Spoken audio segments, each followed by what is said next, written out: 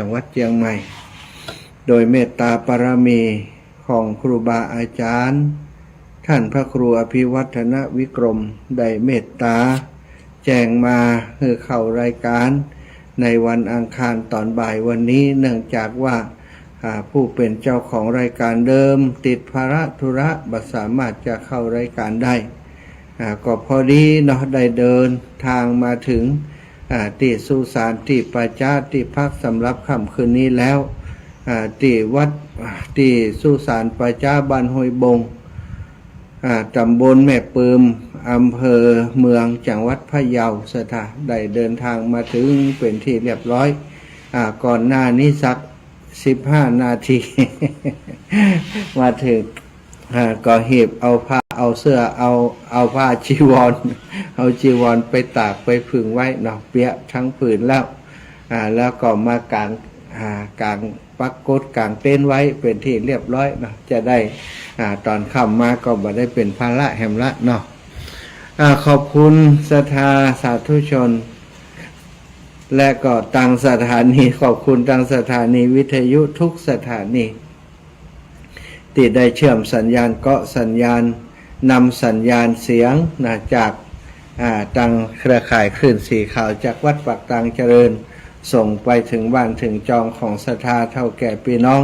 หลายพื้นที่ด้วยกันทั้งในเมืองเชียงใหม่รอบปริมณฑลบริเวณ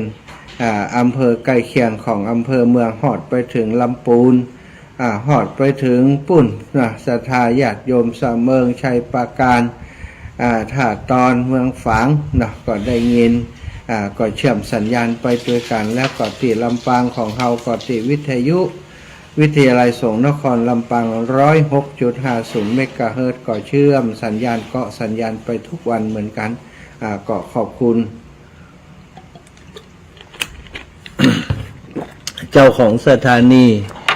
ทุกเครือข่ายเนาะที่ได้ทำงานร่วมกันในพื้นที่ตรงนี้ปอเลี้ยงเอียงคำตั้งหลายก็แบ่งเวลามาให้ครูบาอาจารย์เนาะแล้วก็ตั้งครูบาอาจารย์ก็มาช่วยการจัดรายการที่นี่สลับซับเปลี่ยนหมุนเวียนเปลี่ยนกันไปมาเนาะบ่ได้ซ้ำจำเจอยู่กับคนใดคนหนึ่งท่านอาจารย์ใหญ่ท่านพระครูอภิวัฒนวิกรมเองก็เมินได้จัดเสื้อในตอนบ่ายรู้สึกว่าจะมีวันหรือ2 วันเนาะตอนบ่ายแล้วก็ช่วงนี้บางทีก็บอกค่อยได้ว่างก็เอินใจไววานมาติอาตมาบ่อยอยู่ก็ภาระธุระนักกันเนาะศรัทธายิ่งท่านอาจารย์ณปัจจุบันนี้ได้มาทำงานด้านการปกครองรับใจสนองงานหลวงพ่อเจ้าคณะอำเภอดอยหล่อผู้เป็นอุปชานะได้มาเป็นรองเจ้าคณะอำเภอภาระงานยิ่งมากขึ้นกว่าเดิมหลายเท่าตัวเลยศรัทธาเมื่อก่อนนี้เป็นผอ.คลื่นสีขาวบ่ได้อย่างเดียวบ่เจ็บบ่ได้ อย่างเดียวก็เลยบ่มีอย่างนักเนาะพอมาทำงานด้านการปกครองได้สนองงานของคณะสงฆ์อย่างอีกก็ภาระงานก็เพิ่มเติมเข้ามาแห่มหลายศรัทธาแล้วอีกอย่างก็คืออีกประการหนึ่งเนาะคนเฮาเมื่อเจริญเติบโตในหน้าที่การงานมีภาระหน้าที่ ทำการทำงานก็ต้องทำให้ดีที่สุดอาตมาทราบว่าท่านอาจารย์พระครูอภิวัฒน์นี่เป็นคนที่เวลาทำอย่างทำจริงทำจังเอาท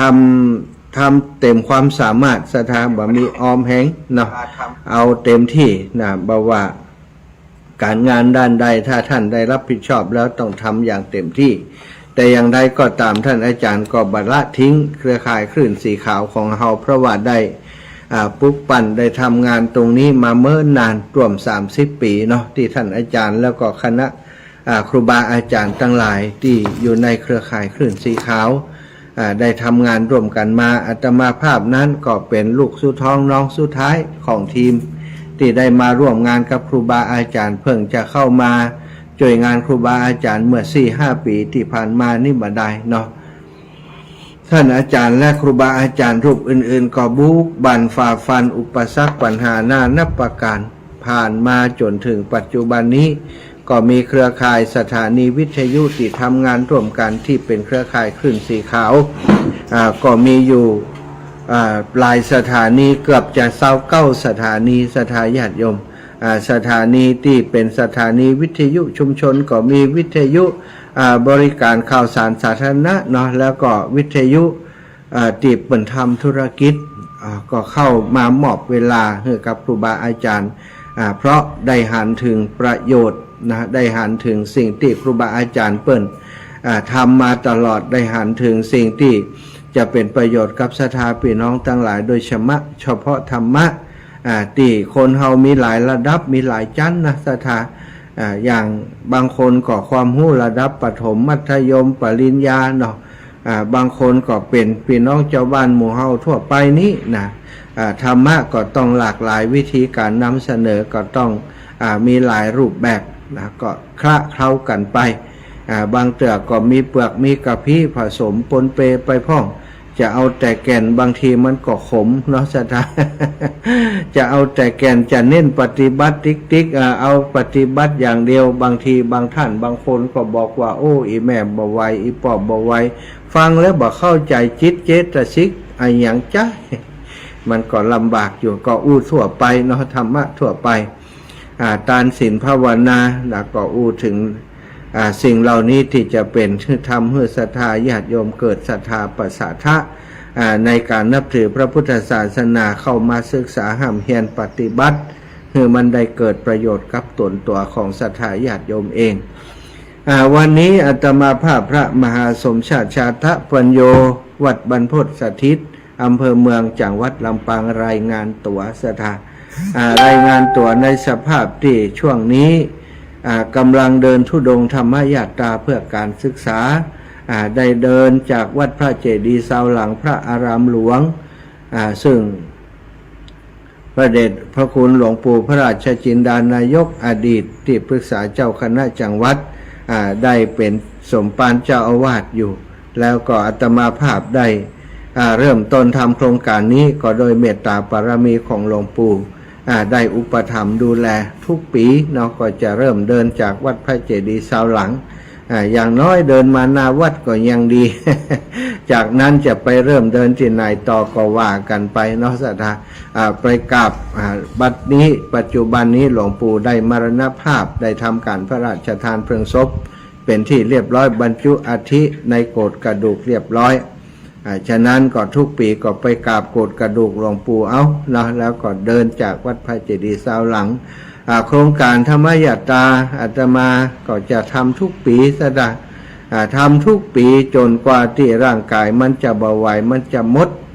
มดแหงมันจะไปไหนบ่ได้เกิดปัญหาสุขภาพก็ต้องยุตินะถ้าเกิดปัญหาตามสุขภาพขึ้นมามนุษย์คนเฮาศรัทธาพี่น้องอีป่ออีแม่ทั้งหลายอีกบัดถึง100 ปีนะเฮาก็บ่อยู่กันแล้วนะไผจะอยู่ก็อยู่เตอะบัดเดียวนี้60ปลายมาตึงปวดเมื่อยเจ็บพันเจ็บนี่เนาะวันก่อนเข้าห้องน้ำตีหนึ่งโอ้กระจกมันงามศรัทธากระจกมันชัดเหมาะดีพอหน้าตาสีอ้อยร้อยไว้น่ะแสงมันเหมาะโอ้แยงพอตัดหัวโอ้โหบ่ได้หันหัวตัวเก่าเมินศรัทธาบ่ใจหัวล้านนี่ชินเมินละมาถึงล้านอย่างอีมาตั้งแต่น้อยแล้วไปหันผมงอกนักขนาดศรัทธาโอ้เป็นว่าปีนี้นี่ผมงอกหลายเลยศรัทธาตั้งข้างนี่หงิบนี่ขึ้นมาตั้งบนนี่บอกก้อนนี้หันเส้น2 เส้นโอ้วันซืนนี่ไปที่อันกระจกที่แสงมันพอดีเนาะมันบัดหลอกตาเนี่ยโอ้ปัดโทษเป็นว่าลักงอกเหี่ยมมาได้เนาะมันงอกก่อมบอกคือเฮาน่ะช่วงก่อนก็หันสีบ่ปนนักแต่บัดเดียวอย่างว่างอกกะว่าปีหน้าดีก็จะเต็มหัวเลย แสดงว่าความเฒ่าแก่มาเยือนเนาะศรัทธาญาติโยม100 ปีนี้จะได้ก่อมถึงอาตมานี่มาพอตัวเก่านี่มันจะเอาอย่างมาถึงเนาะสุขภาพบัดเดียวการกินการอยู่อย่างต่างๆเนี่ยถ้ามีบุญแต่ก็จะถึงแต่ถ้าถึงก็ขอให้จะไปเจ็บไปเป็นอย่างเนอะจะไปนอนแต่แป๊บหันให้เปิ่นอุ้มเข้าห้องน้ำออกห้องน้ำอยู่หันป้อนยุกป้อนยาป้อนเข้าอย่างอันไหวซะถ้าจะอยู่ก็อยู่แบบแข็งแรงเนาะมอนของอาตมานี่อยู่แบบแข็งแรง103 ปี แล้วก็จากไปนะบ่พัฒนาอย่างนั้นศรัทธาขอว่าช่วงที่มีชีวิตอยู่ทำให้เต็มที่จะ100 ปีบ่ถึงนั้นบ่ใจเรื่องสำคัญละเวลาที่มีอยู่ทุกวันนี้ทำให้ดีที่สุดก็ดีกว่าเนาะ100 ปีบ่มีไผอยู่ตรงนี้แล้วคนที่เฮาฮักก็บ่อยู่คนที่เฮาบ่ฮักคนที่ฮักเฮาก็บ่อยู่คนที่บ่ชอบเฮาก็บ่อยู่คนที่เฮาบ่ชอบก็บ่อยู่ซะถ้าแม้แต่ตัวเฮาเองก็มีไผอยู่นะ100 ปีนับไปกะเนาะอีปล่อยอีแม่อายุตั้งฮือล่ะบัดเดี๋ยวนี้พาบางคน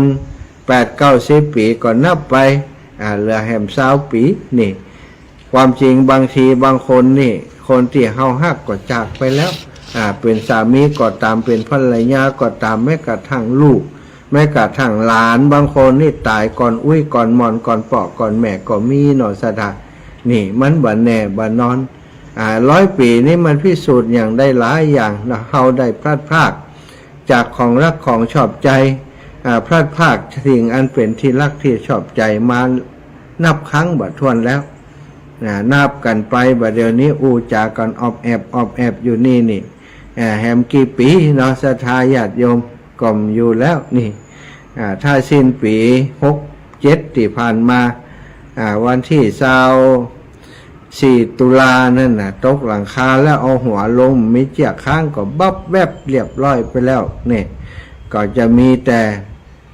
บางคนอาจจะจำได้อาจารย์ที่ชอบเดินธุดงค์นี่ตกหลังคาตายไปแล้ว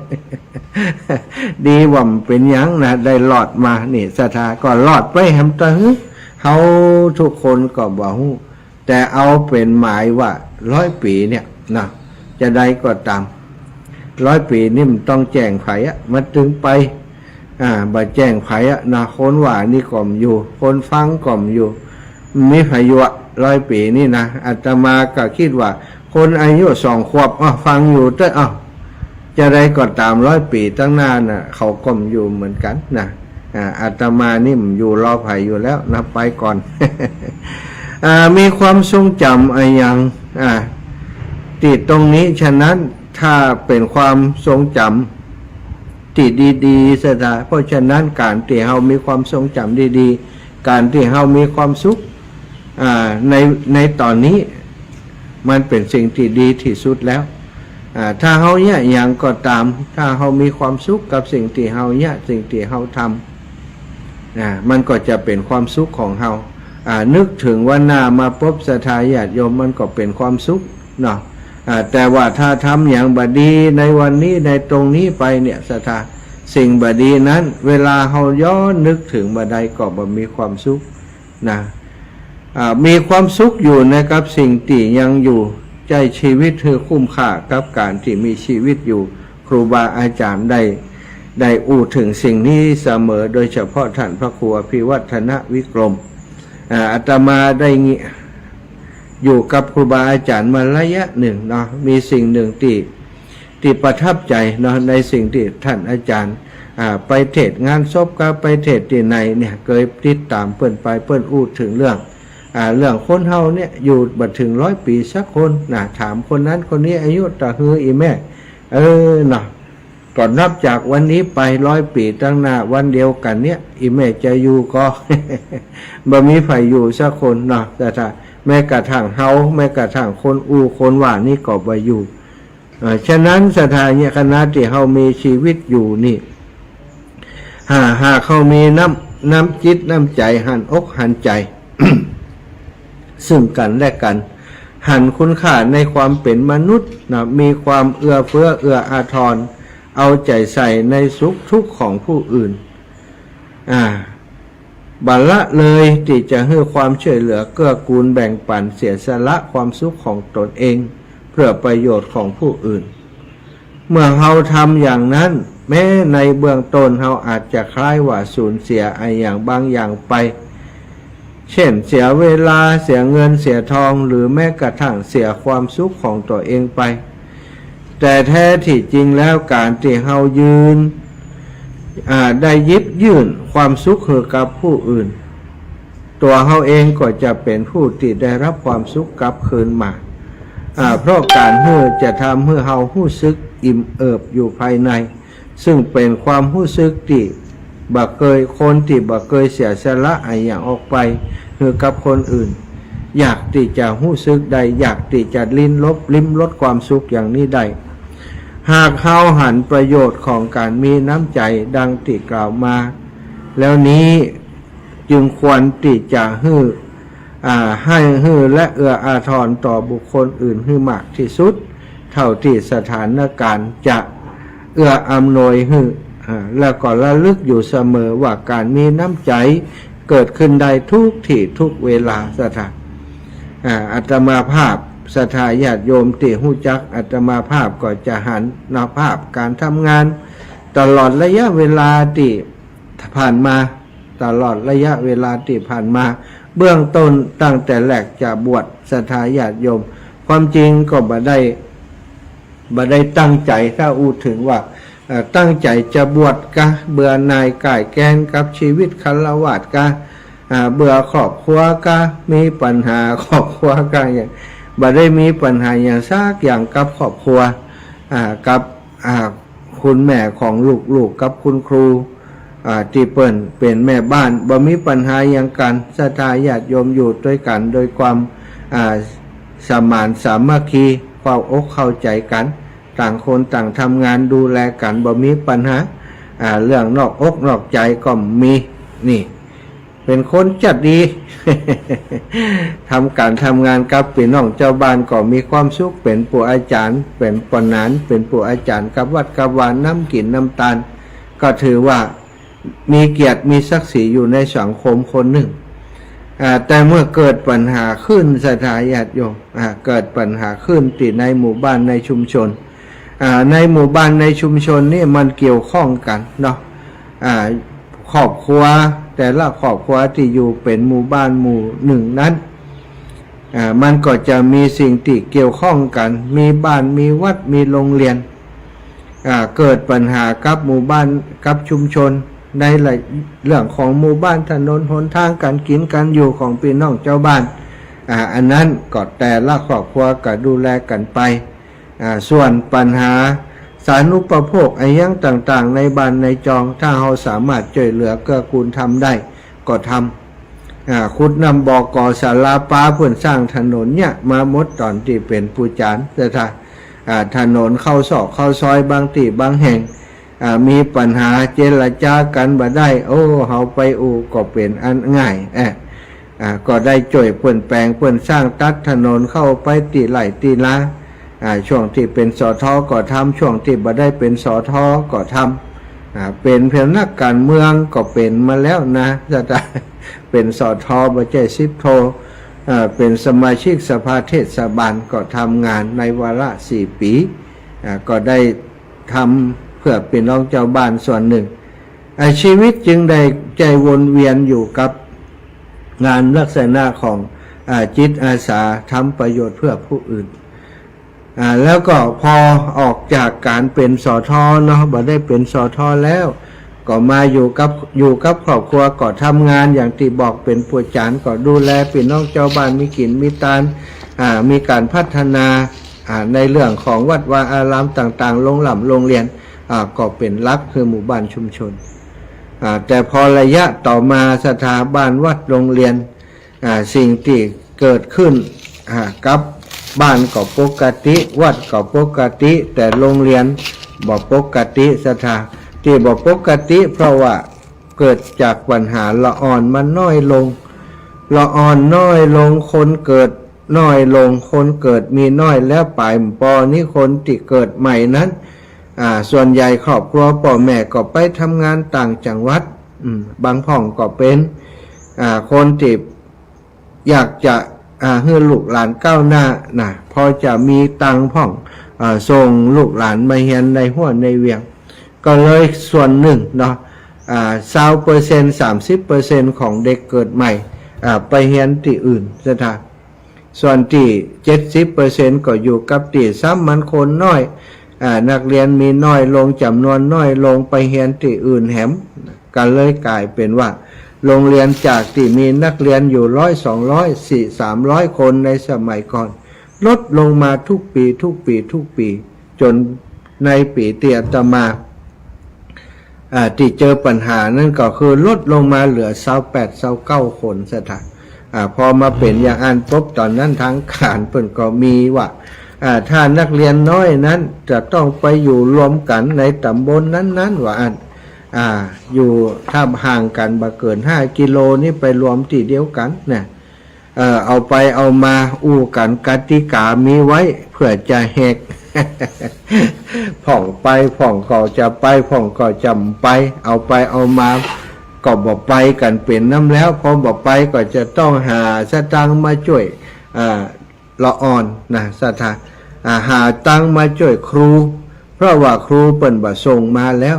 ผอ.เกษียณก็ตัดผอ.ไปคุณครูเกษียณก็ตัดคุณครูไปเอาคุณครูเหลือเล่าเต่าจำนวนนักเรียนมี20ปลายก็จะได้ครูคนเดียวสถาเอาอย่างใดครูคนเดียวจะสอน6 ห้องไปพอมีอนุบาลแหมแล้วจะเนี่ยอย่างใดก็มาพิจารณาว่าถ้าอย่างอีบ่ไหวเนาะถ้าจะให้เจ้าบ้านช่วยจัดผ้าป่าหาทุนช่วยกันอย่างอีเจ้าบ้านก็ทำมาหากินยากแล้วก็สตางค์เปิ้นก็ต้องเลี้ยงครอบเลี้ยงครัวดูแลครอบครัวเปิ้นไผจะมาเสียสละขนาดที่ว่าเอารายได้ตีบได้มาเอามาช่วยโรงเรียนทุกเดือนก็คงบ่มีไผใจเนี่ยได้จะเก็บจากผู้ปกครองมันก็ต่างจากเอกชนถ้าอ่านเปิดก็ส่งไปเรียนเอกชนแบบนี้เนาะ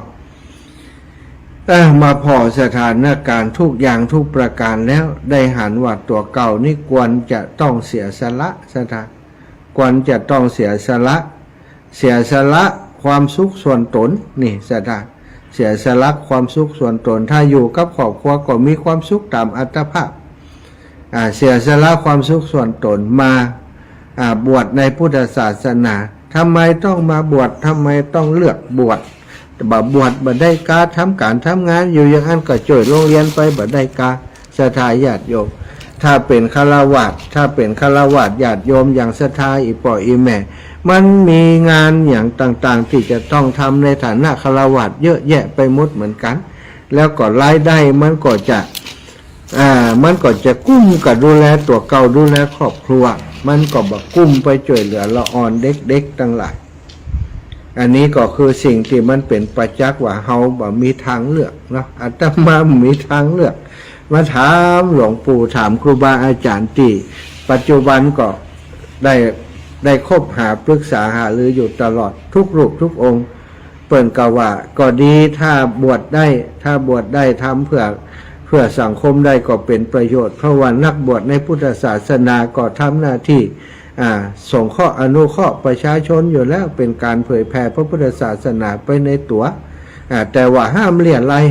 ห้ามไปขอตังค์เพิ่นด้วยเหตุผลจะเอามาช่วยโรงเรียนห้ามไปเรียอะไรยแบบนั้นนะ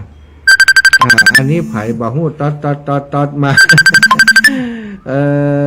เดี๋ยวขอเชื่อกรรมเราห้ามโทรมาเนื้อถ้าสมมุติว่าฟังรายการนี้อยู่นะอาจจะไปโทรตั้งไลน์แห่งกรรมเนี่ยอาจจะมาพอประหารเนี่ยไผ่หมอหูนี่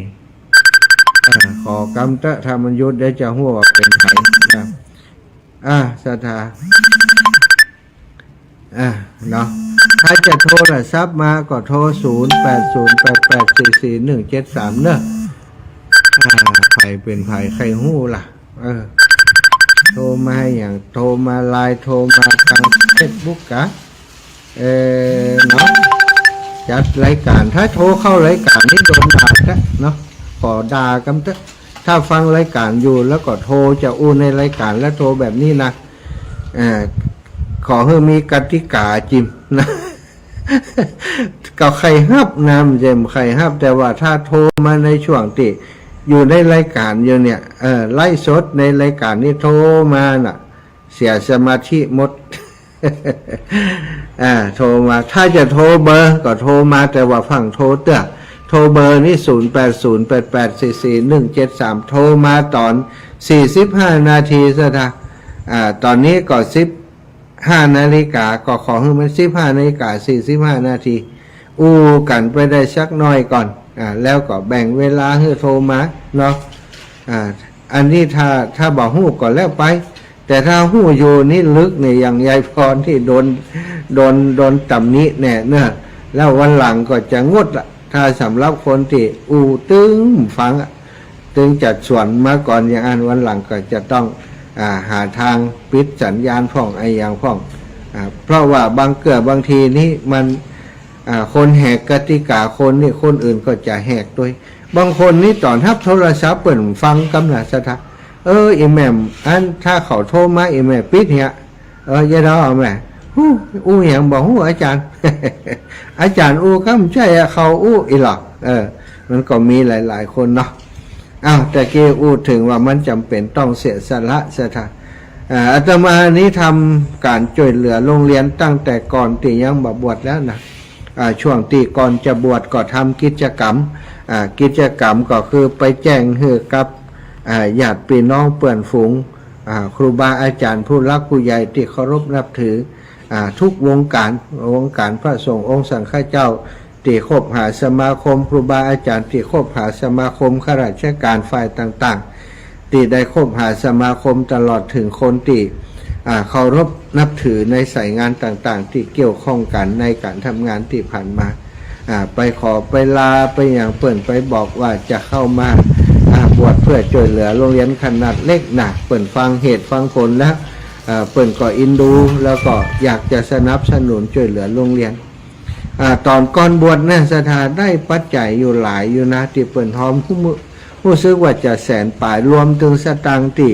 บิณฑบาตตอนที่บวชเสร็จเรียบร้อยบิณฑบาตลงมาจากอุโบสถ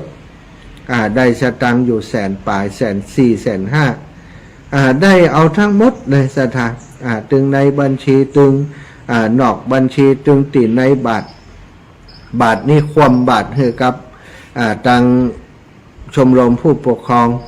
ที่มาช่วยดูแลเรื่องการใช้จ่ายของโรงเรียนในช่วงนั้นนะท่านผู้ใหญ่ฟองคำหลับมากน้องรัศมีแขลำสูงนะลุงอรุณเสนอช่วยกันดูแลให้สถานได้ตังอยู่แสนฝ่ายก่อนบวชได้ตังส่วนนั้นเอาไปช่วยโรงเรียนเปิ่นก็ได้เอาไปจ้างครูเอาไปทำไปเป็นอัตราจ้างไปจ้างครูเพิ่มนะได้2 คนได้2 คนปีนั้นปีพอออกพรรษาแล้วก็เดินนะออกพรรษาแล้วนี่อาตมากลับมาพอแล้วว่าเงินที่ได้อุดหนุนโรงเรียนไปนั้นก็กุ้มเพียงปีงบประมาณเดียวปีงบประมาณต่อไปนี้นะเริ่มตั้งแต่หลังเมษาไปก็จะปีงบประมาณใหม่นี่ก็จะต้องหาทุนสนับสนุนโรงเรียนแหมก็เลยเป็นเหตุให้ได้ออกเดินธุดงค์ธรรมยาตราเพื่อการศึกษาตั้งแต่นั้นมาได้สัมผัสกับความสุขสถานที่ทุกวันที่เขาเป็นอยู่ทุกวันตั้งแต่ตัดสินใจเข้ามาบวชในพุทธศาสนา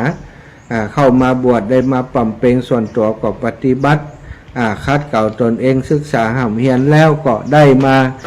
เดินธุดงค์แล้วก็ได้มาพบปะกับครูบาอาจารย์คลื่นสีขาวเปิ่นได้ติดตามดูการทำงาน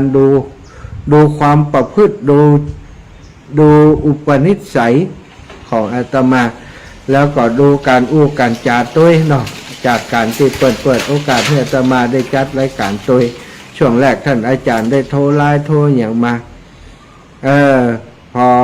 ครั้ง2 ครั้งมาเปิ่นก็วางใจไว้ใจ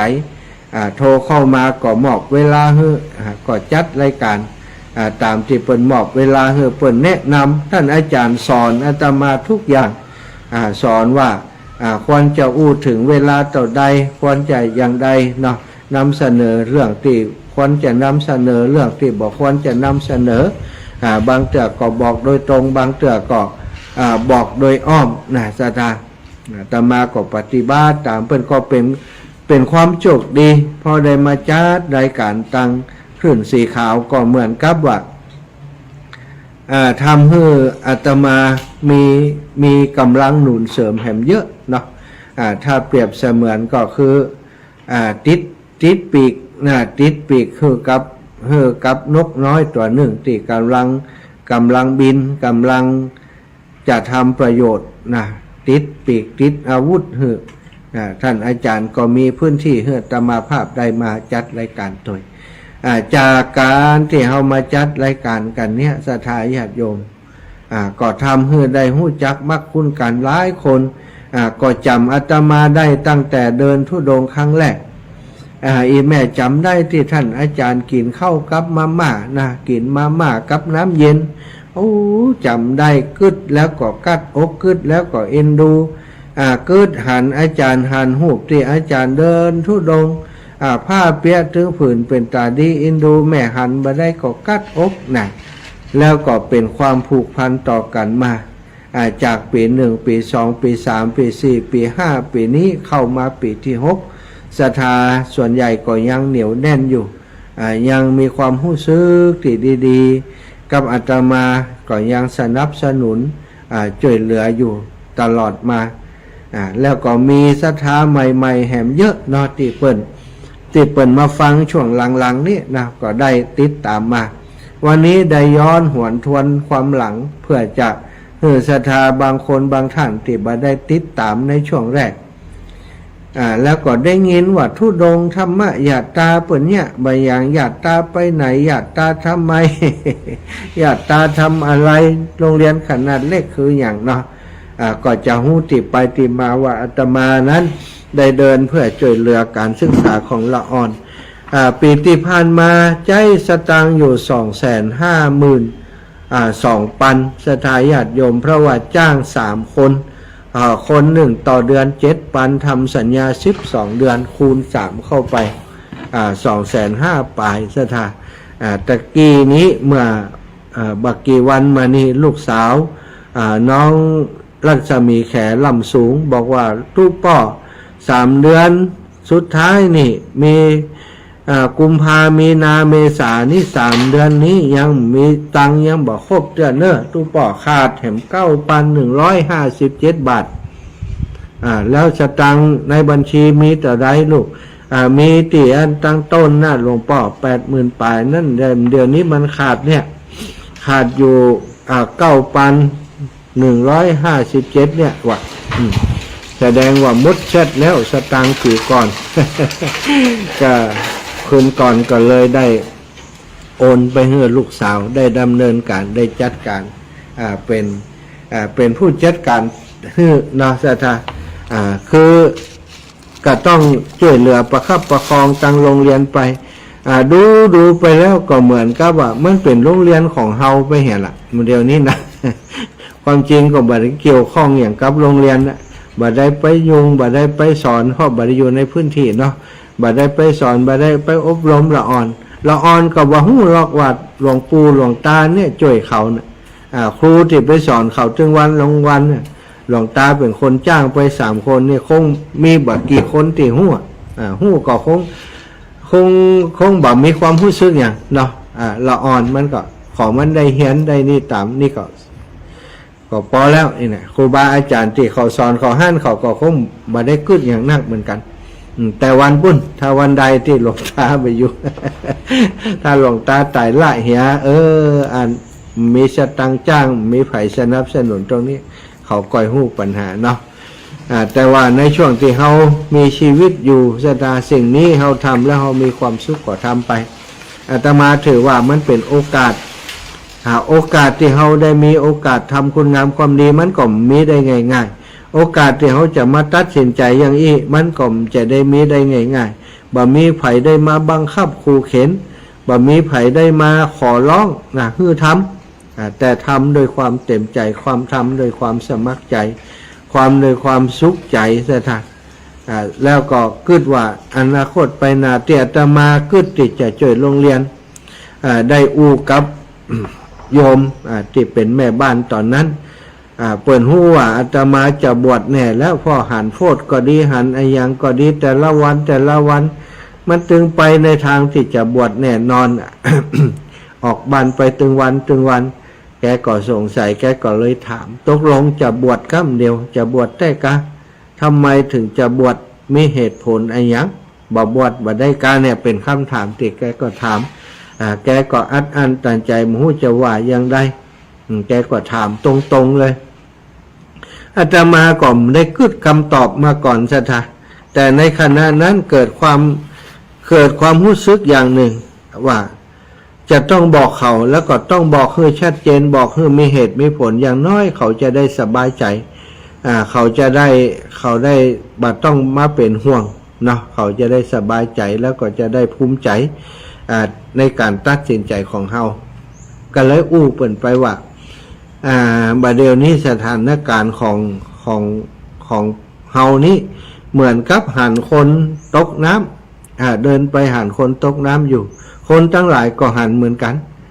แต่เฮาความตีหันแล้วเฮาสังเกตว่าคนตกน้ำคนนั้นมันกำลังจะจม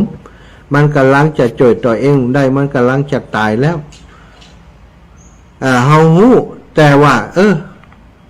คนตกน้ำนั่นมันก็จะอยากพี่น้องเฮามันจะหยังก็เฮามันจะเกี่ยวก็เฮาคนอื่นก็หันเขาเนี้ยมันจ่วย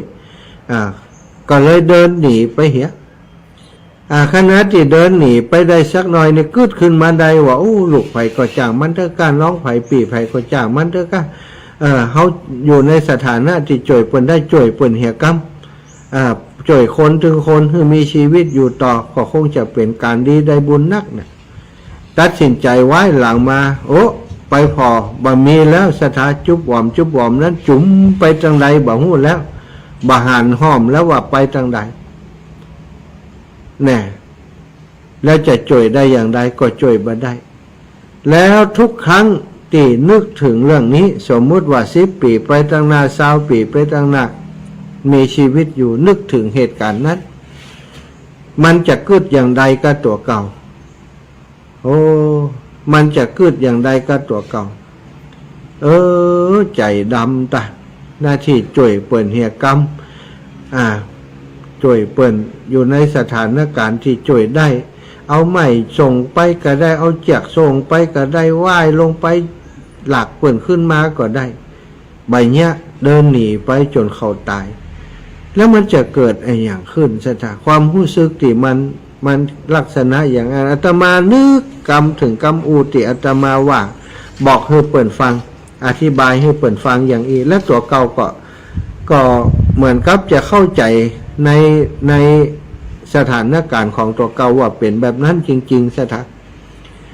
ถ้าวันนั้นอาตมาบัดตัดสินใจบวชแล้วก็ทำกิจกรรมช่วยเหลือโรงเรียนวันนี้อาตมาก็คิดว่าโรงเรียนบ้านถุงโป่งนั้นก็คือสนามโรงเรียนก็คงจะลกล้างไปแล้วละอ่อนก็คงมีไปเฮียนนั่นแล้วไปเฮียนที่อื่นหมดเสาธงชาติก็คงจะขาดอลิงเหมือนกับหลายๆโรงเรียนที่เป็นอยู่ศรัทธาญาติโยมถ้าถึงวันนั้นมาสมมุติว่าเป็นอย่างนั้นอยากจะจ่วยตอนนั้นเขายังจ่วยเนาะตอนนั้นเขายังจ่วยเนาะเดินไก่โรงเรียนไปหันมองให้ตอนนั้นเขาจะได้จ่วยเขายังตัดสินใจจ่วยถ้าเกิดอย่างอันเสียใจมาลุ้นมันมีความหมายอย่างน้อยซะได้เสียใจมาลุ้นมันเกิดประโยชน์ไอ้ยังก็เลยคิดว่าไอ้ยังที่ควรทำก็ทำตอนนี้ก็จะทำต่อไปซะได้เดินธุดงค์ครั้งนี้เป็นปีที่6นี้ก็หลายคนบอกว่าอายุนักแล้วอาจารย์คนหู้จักปะเลิปะเต๋อออกอากาศไปบอกศรัทธาญาติโยมไปจัดผ้าป่าก็ได้ลดจัดกิจกรรมอย่างก็ได้ลดระดมทุนเปิ่นถึงจ่วยก้าอย่างเนาะศรัทธาอาตมาก็คิดว่าแม้กระทั่งศิลปินขอทานว่านี่พวกพเนจรเนี่ยเปิ่นเดินไปตามกาดต่างๆเปิ่นร้องเพลงไปคนได้ยินเสียงเพลงตีม่วนไปร้องเปิ่นก็เอามาหยอดกระปุกเอาใส่บ็อกใส่อย่างอื่นนะแต่เฮานี่ถ้าสมมุติว่าบ่าได้คืออย่างศิลปินว่านี่พวกนี่เปิ่นยังมีของแลกเปลี่ยนอย่างเฮานี่ถ้าไปขออย่างเดียวแล้วมีของแลกเปลี่ยนบัตรทำคุณงามความดีแลกเปลี่ยนอาตมาคิดว่ามันก็ง่ายลำไปเนาะและอีกอย่างหนึ่งเนี่ยการเดินธุดงค์หรือว่าการปฏิบัติธรรมมันก็เป็นหน้าที่อย่างหนึ่งของพระสงฆ์แล้วก็การเดินไปนี่ก็เหมือนกับเป็นการประกาศศาสนาเป็นการเผยแพร่เป็นการกระตุ้นเตือนจิตสำนึกของตัวเฮาตัวจิตสำนึกของชาวพุทธทั้งหลายตัว ว่าเหตุเก่าห้อยเดิมของการเผยแผ่ในยุคสมัยเก่าของพระพุทธเจ้าเปิ่นเนี่ยยังได้พระพุทธเจ้าเดินไป7แหว่นแคว้นในประเทศอินเดียโอ้ศรัทธาญาติโยมเดินเท้าเปล่าถึงนั้นนะเวลาเดินมันก็ได้ความคิดอย่างนี้ก็เลยได้บอกศรัทธาที่เปิ่นเป็นห่วงว่าบ่ต้องเป็นห่วงอาตมาแข็งแรงอยู่แล้วก็อยากจะเดินเพื่อประโยชน์ของตัวเองโดยประโยชน์ของคนอื่นโดยและที่สำคัญจะได้เอาบุญฝากศรัทธาญาติโยมเนาะอันนี้ก็คือเหตุผลของการเดินแล้วก็ความสุขที่เกิดขึ้นอาจจะได้ก็ตามเฮาบ่อยู่ถึง100 ปีตั้งหน้าศรัทธาญาติโยมวันนี้ก็หมดสิทธิ์เกียดแค้นโกรธแค้นชิงชังไขละมีอย่างเดียวมีหน้าที่ว่าจะให้อภัยคนมีอาที่จะช่วยคนก็ช่วยไปเพราะสิ่งเหล่านี้มันจะเติมบุญเติมกุศลทำให้จิตใจของเฮาขาวสะอาดเกิดพบหน้าจัดหน้าก็จะได้เป็นคนที่มั่งมูลตุนเต้านะแล้วก็เป็นคนมีปัญญาอันนี้ปีนี้จัดนี้บอกเก่งเท่าใดนะปัญญาน้อยอ่อนน้อย ช่วยเหลือเรื่องการศึกษาจ้างครูมาเนาะช่วยเหลือนักเรียนปีหนึ่งโอ้ใจความอดทนกว่าจะได้ปัจจัยมาช่วยตั้งโรงเรียนเป็นบุญเป็นกุศลเป็นอานิสงส์เกิดมาพบหน้าจัดหน้าขอให้พญาหม้อ เป็นขอให้พญาหม้อขอให้เป็นคนที่เป็นที่ฮักของคนทั่วไปเนาะจ้าทาขอเวลาก่อนโอ้15:50ปั่นเวลาให้โทรมาสัก10 นาทีก่อนเนาะตะกี้ไผกดตะลิดติดตอดมาตอนนี้ปั่นเวลาแล้วเนอะโทรมาได้เลยโทรมาได้0808844173 0808844173โทรมาได้เนอะอยู่ในโลกนี้เนาะก็ต้องมีความหันอกหันใจซึ่งกันและกันถ้าบ่มีความหันอกหันใจเอื้อเฟื้อเผื่อแผ่ดูแลซึ่งกันและกันก็อยู่ยากเนาะจะทาเฮ้ยเอาเจริญปอนโยมแม่แม่กันภูมิใจที่แม่ได้ปากกับลูกแหละแต่แม่ภูมิใจแม่ขนาดปะเหมือนแล้วเนาะกับลูกปะกันแต่แรกมาเนาะอากาศดีแล้วได้บุญมีบุญด้วยกันไปต้วยหาแผวสุนทรมุนีบ่เนี่ยไปหลายเตื้อกันไปหลายเตื้อโลมาหลายจะได้ได้บุญเคยไปเนอะได้บุญต่อกันเนอะเจ้าอะไรแม่ว่าบุญแม่มีใครจะแม่ขอพาลูกมานี่แม่จิ้มโอ้ไปเรียนกันได้อย่างเนาะบุญรักษาเนอะเจ้าทำบุญนี้แหละจะปันกันคนหน่อยเจริญพรแม่เย็นใจคำว่าจะเป็นดาราจะกล้าหามจัดดาราจ้ะดารามีอย่างจะหามจัดยังไงแหมจัดนะดาราทำได้เป็นให้จะได้เป็นครูนะก็จัดในกับที่2 คนสักบาทกันอย่างสักบาทมีหลายอย่างทำสักบาทก็เป็นเจ้าไว้แต่เจ้าฟังอยู่เด้อตู้อีแม่บุญฮักใส่แม่เนอะอายุ73นอนแก่อยู่นี่ล่ะ73แข็งแรงอยู่อีแม่เนาะเจริญพรแต่ลูกพ่อแม่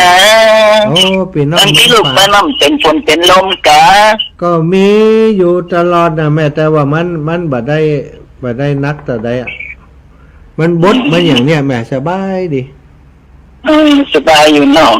สบายกลัวเป็นฝนเป็นลมบ่ได้หลับบ่ได้นอนสบายอยู่สบายดีมาก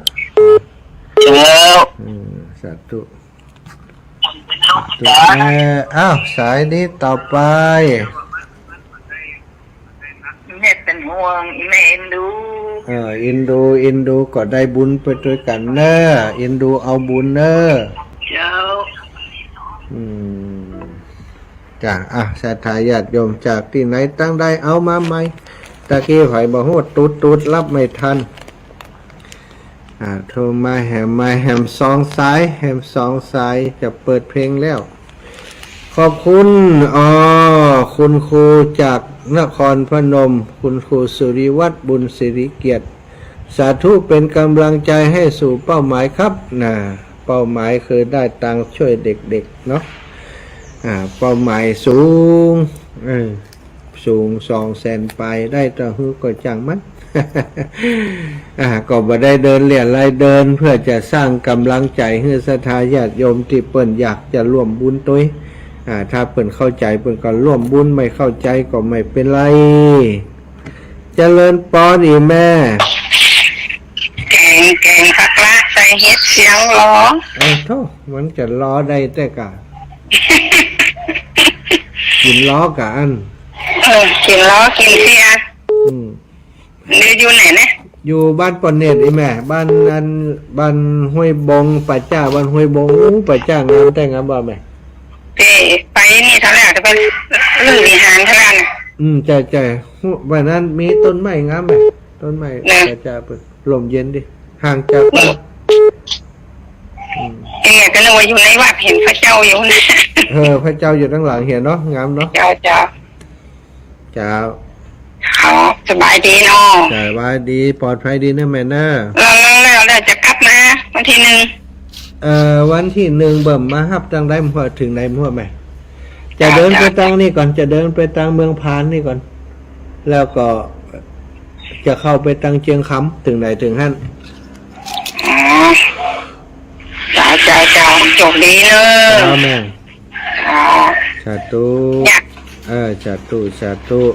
ผ่องจะแกงพักละทาแหมแล้วศรัทธาที่อื่นท่านอาจารย์สมชาติมักพักละขนาดกะนำปอตใดเนอะ เดี๋ยวไปที่ไหนเพื่อจะแกงซีติ๊กเจริญพรนมัสการยายพรคนเก่งมาแล้ว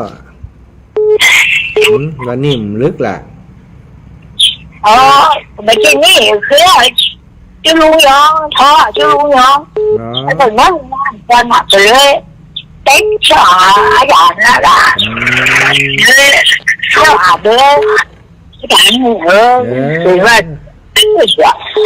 ไปพูดไปล่ะ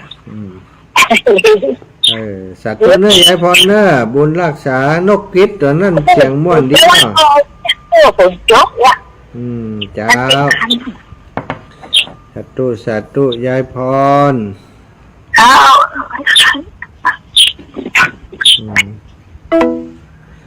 นกกะว่าไก่ยายพรจิบนกกะว่าไก่ยะยายพรเลี้ยงไก่หลายลูกเนาะศรัทธาญาติโยมเวลาช่วงนี้15 นาฬิกาอีก1 สายให้อีก1 สายเดี๋ยวจะเพลงเข้ารายการ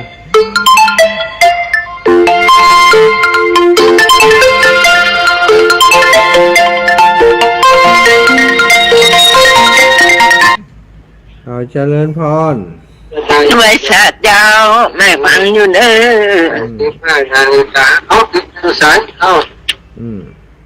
ฟังอยู่อากาศดีก่อนทั้งปุ่นเจ้าชัดเจนดีเจ้าดีแล้วชัดเจนปุ่นตกห้ำก็ไม่ห้ำ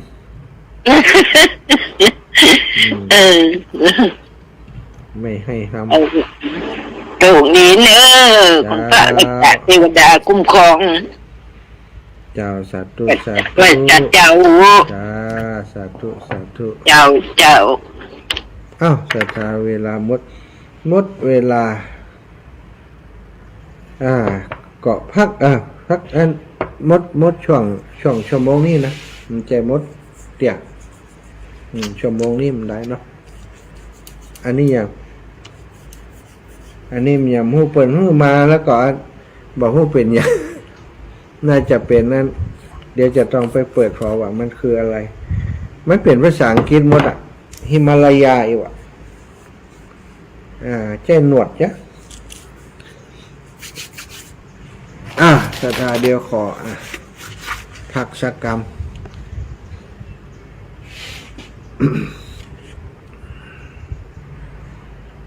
ทักษกรรมสักแป๊บเนอะ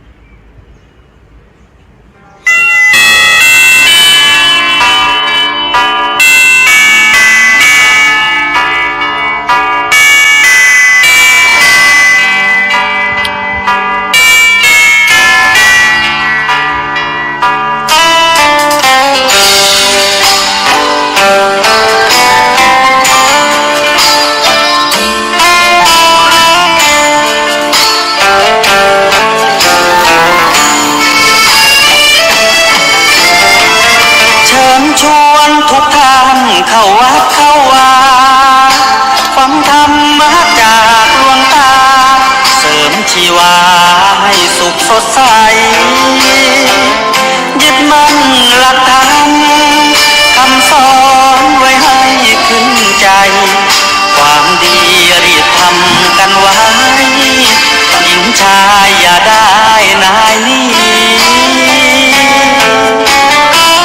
เชิญชวนทุกท่านเข้าวัดเข้าวาทำบุญด้วยจิตศรัทธาบุญพาให้เราสุขีจะทำการใด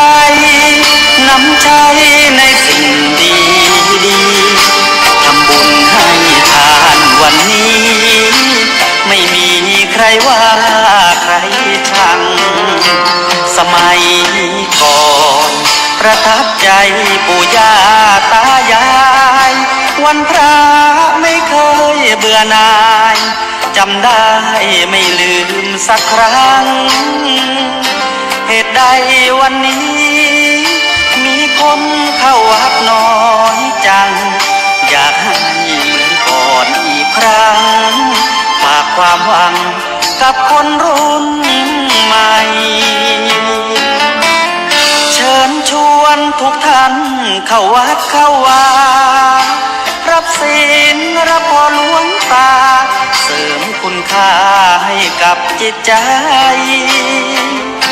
กระทำความดีเรื่องนี้ไม่ต้องอายใคร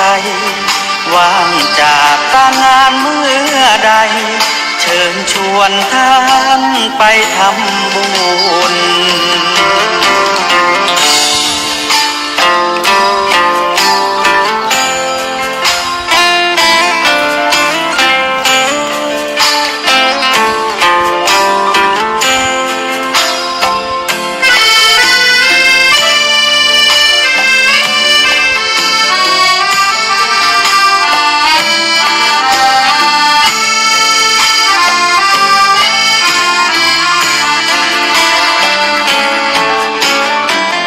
เชิญชวนทุกท่านเข้าวัดเข้าวารับศีลรับพรหลวงตาเสริมคุณค่าให้กับจิตใจกระทำความดีเรื่องนี้ไม่ต้องอายใครว่างจากการงานเมื่อใดเชิญชวนท่านไปทำบุญกระทำความ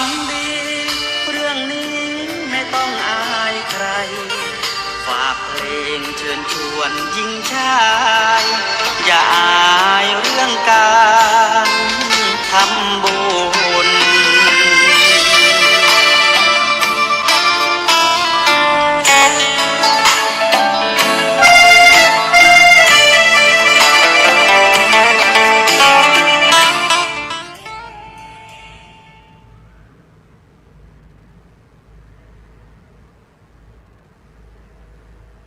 คนที่นิ้วนางยาวกว่านิ้วชี้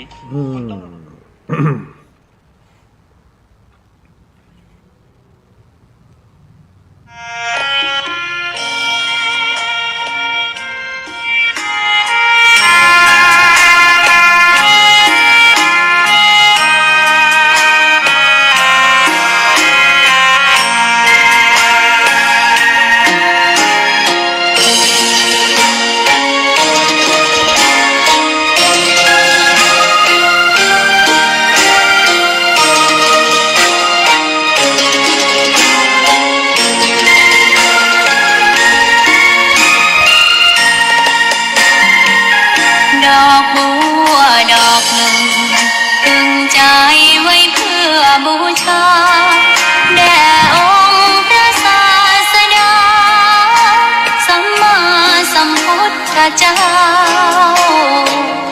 มีความงามเงียบไม่เปรียบเทียบเขาเทียบเรา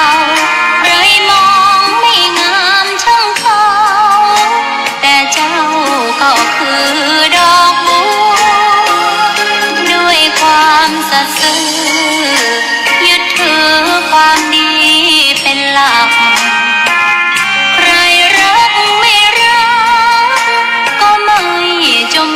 มอ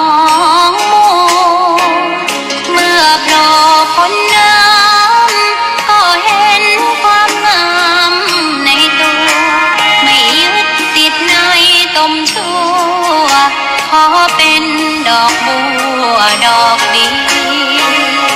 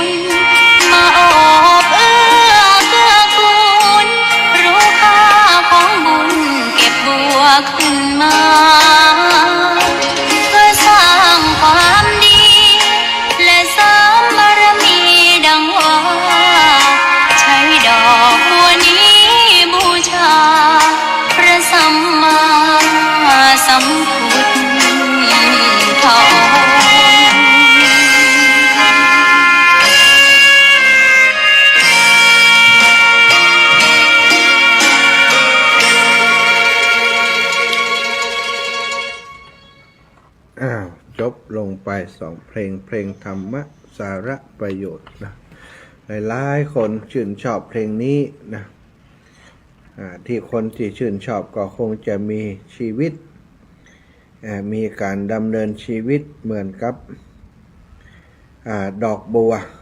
ดอกหนึ่งติดใจในการปูจาคุณงามความดีปูจาคุณพระพุทธเจ้าสถาการทำคุณงามความดีไม่จำเป็นจะต้องประกาศหรือว่าไม่จำเป็นจะต้องขอเพื่อใดอย่างนู้นอย่างนี้เนาะเพียงแต่เราทำไปถ้ามันเป็นสิ่งที่ดีๆวันหนึ่งคุณงามความดีนั้นมันก็ตอบแทนมาที่เขาบางคนทำคุณงามความดีแล้วหวังจะให้ถูกหวยรวยแชร์พอบัดถูกหวยรวยแชร์ก็บอกว่าทำดีบัดได้ดีทีคนนั้นมันทำดีถูกหวยติ๊กแหมลายเนาะมันก็ว่ากันไปเฉพาะสถาญาติโยมตามหลักการนั้นทำดีก็ต้องได้ดีนั่นแหละนะมันเปลี่ยนแปลงหลักการแต่ว่ามันไม่ใช่ว่าจะต้องเป็นความดีแบบที่เราต้องการเสมอบางคนไปไหว้พระบางคนสวดมนต์ไหว้พระฮือทานรักษาศีลอย่างต่างๆเพื่อหวังจะฮือร่ำฮือรวยเพื่อหวังจะฮือถูกหวยถูกรางวัลมันก็ไม่ใจแล้วสถาญาติโยมถ้าหวังฮือถูกรางวัลมันการเป็นหวังที่เพิ่นเรียกว่าหวังปึ้งสิ่งศักดิ์สิทธิ์ต่างๆซึ่งสิ่งศักดิ์สิทธิ์ต่างๆนั้นน้ำเหงื่อของคนเนี่ยคือความศักดิ์สิทธิ์ที่สุดสถาการที่จะไปบนบานศาลกล่าวสิ่งศักดิ์สิทธิ์จ่วยนั้นมันเป็นเป็นสิ่งที่เหนือความเป็นไปได้นะเหนือความเป็นไปได้ของมนุษย์ถ้ามันต้องสมเหตุสมผลนะบางคนทำบุญ5 บาท10 บาทโอ้ขอข้าเจ้าถูกรางวัลที่1เตอะ ทำความดีก็เปิดเล็กๆน้อยๆอยากจะให้เปิดมาตอบแทนตัวเก่านักเนี่ยอย่างอีกก็ใจทำบุญโดยความอยากโดยความต้องการเนาะทำความดีต้องทำความดีแบบเสียสละทำความดีแบบบ่หวังผลมันถึงจะได้ผลแต่ถ้าเมื่อใดเราทำความดีเพื่อหวังผลนะสถาปลูกพืชหวังผลทำความดีหวังผลจะต้องได้อย่างนั้นจะต้องได้อย่างนี้พอบัดได้อย่างตีหวังตีมุ่งมั่นปรารถนาก็จะต้องประสบกับความผิดหวังแล้วบางคนก็ไปโทษว่าทำดีบัดได้ดีเนี่ยหันคนเปิ่นหมอนั้นมันทำดีสักหน่อยทำไมมันรวยเอาความดีบัดใจความร่ำรวยศรัทธาญาติโยมความดีคือสิ่งที่เราทำแล้วมีความสุขอยู่มีความสุขนอนมีความสุขตื่นมีความสุขอันนี้คือสิ่งที่เกิดขึ้นจากการทำความดีคนที่ร่ำรวยศรัทธาญาติโยมจะรู้ได้อย่างไรว่าเขามีความสุขกับมีความสุขเนาะบางครั้งก็อาจจะรวยแต่ว่าฐานะรากฐานรวยมีเงินมีทองแต่ชีวิตครอบครัวชีวิตสังคมต่างๆบ่มีความสุขเลยก็เป็นได้หลายคนก็เป็นพยาธิอาพาธจากความร่ำรวยของตัวเก่าก่อนนักหลายอีปอยแม่ทั้งหลายถ้าเราจะเอาความร่ำรวยมาเป็นมาตรฐานวัดคุณงามความดีมันเหมือนใจเนาะคุณงามความดีวัดที่ความสุขศรัทธาสุขจิตสุขใจเฮาฮือทานก็ดีเฮารักษาศีลก็ดีเฮาช่วยเหลือคนเฮาหันอกหันใจคนมีอย่างยิบยืนช่วยเหลือพี่น้องเพื่อนฝูงคนที่เปิ้นลำบากเฮาทำอย่างนี้เฮาก็มีความสุขใจเกิดขึ้นกับเฮาเฮาบัดได้หวังสิ่งตอบแทนที่ว่าวันหนึ่งเขาจะต้องตอบแทนเฮาบัดต้องไปหวังยิ่งเฮาบ่หวังเฮายิ่งได้ซะถ้ามันจะเกินความคาดหวัง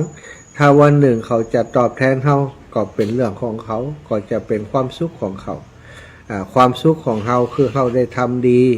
แล้วผลของความดีนั้นมันตอบสนองเฮาคนเฮาอย่างใน อย่างศรัทธาญาติโยมทั้งหลายได้ยินได้ฟังเรื่องของคนที่ทำความคุณงามความดีโดยบ่หวังผลตอบแทนที่ชัดเจนที่สุดก็คือมัคคะมนุษย์นะมัคคะมนุษย์ที่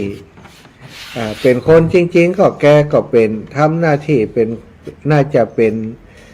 ถ้าสมัยนี้ก็ช่างเนาะศรัทธาช่างรับเหมาช่างทำบ้านทำอย่างในสมัยก่อนเป็นอาชีพหนึ่งตีเปิ่นก็ทำกันเนาะต้องเป็นคนมีฝีมือมัคคะมนุษย์นี่เป็นคนมีฝีมือแล้วก็เดินทางไปทำงานต่างบ้านต่างจองห่างจากหมู่บ้านของตัวเก่าไปนะมัคคะมนุษย์ระหว่างติเดินทางไปสถานญาติโยมบางติบางแห่งนี่มันเป็นถนนเป็นหลุมเป็นบ่อเดินลำบากเป็นทุมเป็นบ่อแล้วก็บางเตือมีไม้ขวางถนนบางเตือก็เป็นห้วยต้องอ้อมไปแล้วห้วยลึกต้องอ้อมไปมัคคะมนุษย์ก็หันว่าอันถ้าเฮาแปลงหนทางดีๆมันจะเดินทางสะดวกขึ้นนะนี่เนาะกับแปลงหนทางไป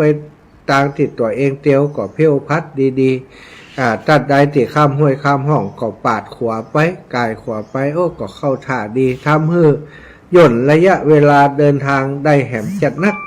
จากการที่ต้องเดินอ้อมไปทางปุ้นพอทำสะพานเอาไม้มาปาดกายเป็นขวาข้ามไปก็รู้สึกว่ามันเร็วขึ้นบ่ต้องอ้อมกายบ่ต้องอิดแหมนักหนทางที่มันเรียบบ่เป็นหลุมเป็นบ่อเพี้ยวทางไปก็สะดวกนักขึ้นไปหันต้นไม้งามเนี่ยหันใส่ต้นไม้งามต้นหนึ่งนานหนังพักผ่อนก็ไปพักผ่อนปื้นต้นไม้ก่อนจะพักผ่อนมัคคะมนุษย์นี่เป็นคนหมั่นซะทะก็ไปเพียวพัดปัดกวาดเอามีดไปโดยอย่างเป็นต่อเล็กๆน้อยๆเนี่ยที่มันจะตั้งตีนแตงตีนหนังเวลาหนังแตงก้นก็เพียวพัดปัดตัดให้มันต่ำลงเพียวพัดทำให้สะอาดเอาไม้เอาอย่างมาวางไว้ที่มันสะอาดปัดกวาดเนี่ยไปหนังพิงหนังเอ็นเข้าท่าสบายดีสถานวันผูกเจ้าไปกะว่าจะไปนั่งพักผ่อนที่ตัวเองทำไว้มีคนไปจับจองไปนั่งชะเมยเกยอยู่ฮั่นเนี่ยแหละถ้าเป็นอย่างคนอื่นก็จะเอ็กอักใส่หมอนี้มันนั่งของเฮาอย่างน่ะเฮาเพียวแต่ว่านี่เนี่ยจะได้หมอนี่เนี่ยค่าตัวใครนั่งก็ไม่เพียวคนเดียวกันเนาะถ้าเป็นคนติมีจิตใจกว้างขวางแต่มนุษย์มนุษย์ตรงกันข้ามคิดไปแหมอย่างดีใจว่ะสาธุบุญจ้ะบุญเขาเพี้ยวแต่ว่านี่พอมีคนมาใจตัวเฮาละนี่สถาญาติโยมเจริญพรโยมแม่นมัสการทุกลูกถึงไหนแล้วถึงป่าจ้าบ้านห้วยบงตำบลแม่ปื้มแม่อันตีพักกับสบายเลยแม่แหละถ้าจะงามกว่าที่อื่นหมดมันมีน้ำมีไฟมีน้ำมีไฟสะดวกแล้วเปิดแปลงศาลาใหม่นี่แหมหลังหนึ่งมีต้นไม้งามแม่ต้นไม้มันเป็นป่าจ้าแบบเก่ามีต้นไม้งามปะลมลื่นดีนะพี่น้องกระถามหมดทุกพี่ถึงไหนแล้วก็ฟังว่ามันเปิดจะไปพักห้วยบงยังหัวมันเปิดน้องเป็นลูกนายกเทศมนตรีทั้งนั้นนี่น้องจะบอกมันก็เลยนะค่ะบอกกันนี่นายกมาแปลงศาลาหลังใหญ่นี่แหมงะจัดงานศาลาบนนี้2-3หลังแม่กว้างต้องห่วงเรื่องฝนวันนี้แม่แม่ใจดีได้พักดีแล้วกับวันนี้อากาศก็เย็นลมลื่นมันฝนก็มันตกเจ้าแม่อากาศเย็นผมดีเนาะวันนี้ออกอากาศก็กำลังออกอยู่นี่2 ชั่วโมงขึ้นเบิดเบิดเบิดแถม3 ชั่วโมงดีแล้วเนอะแม่ใจดีแล้วได้พักดีเจ้าสาธุเจ้ามัคคะมนุษย์ตะกี้เนาะเนี่ยแกเป็นคนที่คิดบวกเป็นคิดบวกคิดแบบแบ่งปันซะนะพอหันคนมานั่งดีใจดีใจว่ะเพี้ยวไปแหมซะนะเพี้ยวไปแหมเพี้ยวไปจากตีเพี้ยวไปแล้วก็เพี้ยวกว้างไปแหมเพี้ยวแล้วก็ได้นั่งพักผ่อนพอนี่ไป พอวันผูกไปติดตัวเก่าเพี้ยวเนี่ยก็มีคนไปนั่งแหมเหมาะสถานแกก็เลยเพี้ยวกว้างเข้าไปแหมไปปะต้นไม้ล่มไม้ตีไหนตีมันห่มมันเงาน่าจะนั่งพักผ่อนได้คนน่าจะชอบแกก็ไปเพี้ยวไปพัดปัดกวาดหาไม้หาขอนมาวางมาตั้งไว้นะ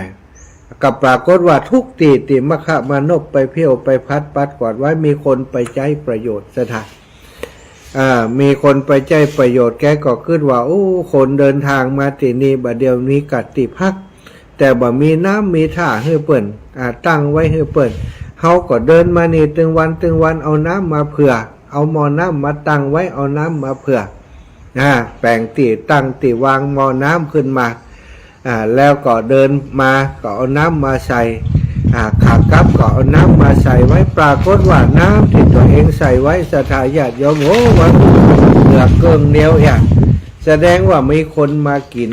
คนได้กินก็เลยมีกำลังใจก็เอามาใส่ไว้ทุกวัน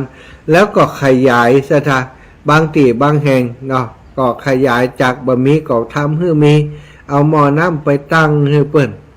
เอาไปตั้งให้เปิ่นต่อจากนั้นมามะขะมานพก็คิดว่าโอ้วันเดียวนี้คนก็เดินทางกันนักขึ้นควรที่จะแปลงที่พักให้เปิ่นพ่องเพราะว่าเดินข้ามไปต่างบ้านต่างเมืองบางที่บ้านเปิ่นไกลเดินมาทางมาถึงตรงนี้น่าจะมีติจอดติยั่งให้เปิ่นได้พักแกก็เลยแปลงศาลาขึ้นมาศาลาขุดน้ำบ่อก่อศาลาขุดน้ำบ่อระหว่างทางก็ขุดน้ำบ่อติ้วมาก็ไก่เลยขุดน้ำบ่อก็ปรากฏว่าน้ำบ่อที่ขุดนั้นน้ำก็ออกดีออกงามคนทั้งหลายเตียวไปผ่านมาได้ใช้ตักน้ำบ่อไปใส่น้ำหม้อคนผ่านไปผ่านมาเอาน้ำติดขุดมาใดนั้นแปลงต้อมอาบน้ำให้เปิ่นขุดมองน้ำไว้ให้เปิ่นได้อาบน้ำทำทีละเล็กทีละน้อยต่อจากนั้นก็มีคนที่เป็นเปื่อนแกคนที่หันอย่างเดียวกันเนี่ยคนที่หันประโยชน์หันมะขะมานพทำอย่างอีทีแรกแกก็ทำคนเดียวคนอื่นติดลักพอก็ชื่นชมว่าโอ้ท่านนี่เป็นคนมีน้ำใจได้เข้าท่าดีนี่ทำอย่างอีข้าขอทำตัวได้ก่อโอ้มะขะมานพก็ว่าซ้ำดีกับอันนี้ขนาดผมทำคนเดียวยังได้ขนาดนี้ถ้าท่านทั้งหลายช่วยกันซ้ำให้ก็จะดีกว่านี้ไปแหมนักหนาอยู่บ่เดียวตางที่เขาแปลงนี่พอคนเดินได้ถ้าท่านทั้งหลายช่วยกันนี่เขาจะแปลงตางให้มันดีกว่านี้แปลงตางให้ล้อมันเตียวได้สะดวกเลยว่าจัดใดที่เป็นมงเป็นหลุมก็คดถมจังใดที่เป็นที่ดอนที่มันขึ้นยากก็คุดถุยลงช่วยกันแปลงถนนหนทางไปสถาน แปลงหนทางคณะที่แปลงหนทางนั้นมะขะมานพนี่ไปทำงานก็อาศัยวันหยุดสถานแกจะหยุดงานทุกวันพระก็ปาหมู่เปื่อนฝูงตีหันดีหันงามด้วยกันนะหมู่ศาลาหมู่ช่างด้วยกันนี่ช่วยกันขุดถนนตัดถนนไปจากคน 4-5 คนกลายเป็น10 คน20 คนแล้วก็เป็น30 คนสุดท้ายมา32 คนสถาไปช่วยกันขุดหนทางไปโดยมะขะมานพก็ทำกันทุกวันหยุดสถาวันหยุดแล้วก็บางเตือก็กลับงานมาบ้านพอค่ำมาบัดแรงก็มาเนี้ยต่อกันถึงบ่ค่ำบ่คืน ก็มีคนไปเอาเรื่องนี้ไปเล่าให้อันปกแก่บ้านฟังปกแก่บ้านนี่เป็นคนมิจฉาทิฐิเป็นคนชอบกินเหล้าเมายาเนาะจะเหมือนผู้ใหญ่บ้านบัดเดียวก็เหมือนพวกกินเหล้าเมายาชอบไปแอวตีตังอบายมุกปุ่นชอบกินเหล้าเมายาไปเล่นกับแม่ห้างนางสาวปุ่นผู้ใหญ่คนนั้นนะแล้วมีคนไปแจ้งผู้ใหญ่ก็ลูกน้องผู้ใหญ่นั่นแหละไอ้หมูตีอันกินเหล้าบอกก่อนนี่เคยกินเหล้าโดยเปื่อนของมะขะมานพลูกเปื่อนของมะขะมานพนี่เวลาเลิกงานมาก็ซื้อกับแก้มมาตัวมาได้กินโดยเปื่อนพอไปคบกับมะขะมานพ มันกินเหล้าเราเว้ยเลิกเหล้าไปโดยปริยายกับแก้มที่บ่อนี้เคยได้มันก็มีล่ะกูจะเคยได้กินเหล้าฟรีมาได้กินเหล้าฟรีแล้ว มันก็เลย ไปพอไปถ่อมพอโอ้เป็นว่าหมอนี่มันมาจ่วยนายมาฆ่ามานบผีบ้านั่นแปลงถนนหนตั้งแล้วนี่คุดหนตั้งคุดถนนหนตั้งแปลงถนนหนตั้งมันเจหน้าที่ของงานเจ้าบ้านจะเนี่ยนี่ มันเป็นหน้าที่ของทางการเป็นหน้าที่ของรัฐบาลเป็นหน้าที่ของผู้ใหญ่จะปะเนี่ยปะทำนี่ไอ้หมอนี่บ่ล่างมันอยากเป็นผู้ใหญ่ก้าอีหรอกนายคนนี้ก็ไปช่วยผู้ใหญ่ป้าหลวงเขาไอ้นบไอ้นบบ้านนั่นน่ะมันปาหมูเขาไปขุดถนนหนทางน่ะมันสงสัยมันจะลงเรียกตั้งแข่งกว่าผู้ใหญ่น่ะนี่เนาะ ผู้ใหญ่ก็ว่าฮะแต่ก็ว่ามันคิดอย่างอันแต่ก็โอ้บ่ฮู้นะผมพอแล้วบัดเดี๋ยวนี้คนหุ่มมันนะคนชอบมันนะคนไปช่วยมันแปลงถนนนักหนาเลยป่ออย่างนี่ผมว่าบัดท่าแล้วเนอว่านาดิมดีนี่ดิมดีนี่ทั้งการเปิ่นจะมาตรวจสอบพอว่าผู้ใหญ่มีผลงานนี่เปิ่นจะเอาหมอนั่นมาเป็นผู้ใหญ่แทนนะปอผู้ใหญ่จะผมไปพอถ้าคนไปช่วยมันตึงไม่ยิงปวดใจทื่อๆน่ะคนเขาป้อมกินเหล้ากินยากันเดียวก็ไปผู้ใหญ่กับบ้านนั่นก็ไปโดยพอก็ไปหันมาข้ามานบและหมู่นั่น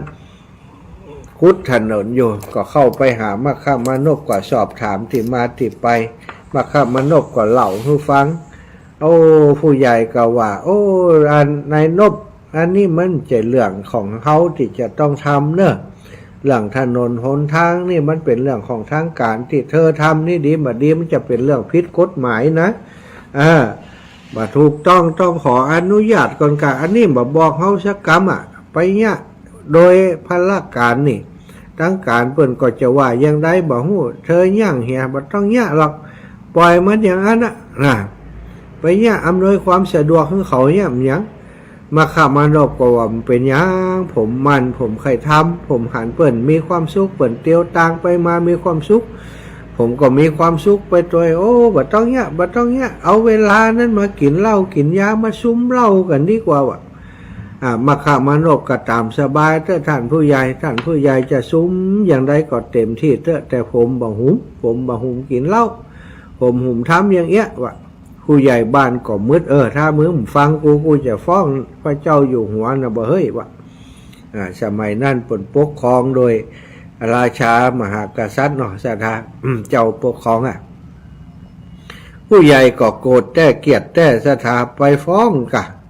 ไปฟ้องพระราชาแต่ว่าได้ฟ้องว่ามูนี้ทำถนนดีๆนะไปฟ้องว่าข้าแต่พระองค์บัดเดี๋ยวนี้มันมีโจรกลุ่มหนึ่งว่ะมันกำลังจะตัดถนนเข้ามาสงสัยจะขนอาวุธยุทโธปกรณ์เข้ามาฮบละทับจับศึกกับพระองค์แน่นอนมันแปลงถนนคนไปช่วยมันแน่นหนาทำถนนหนทางทำน้ำกุดน้ำบ่อก่อศาลา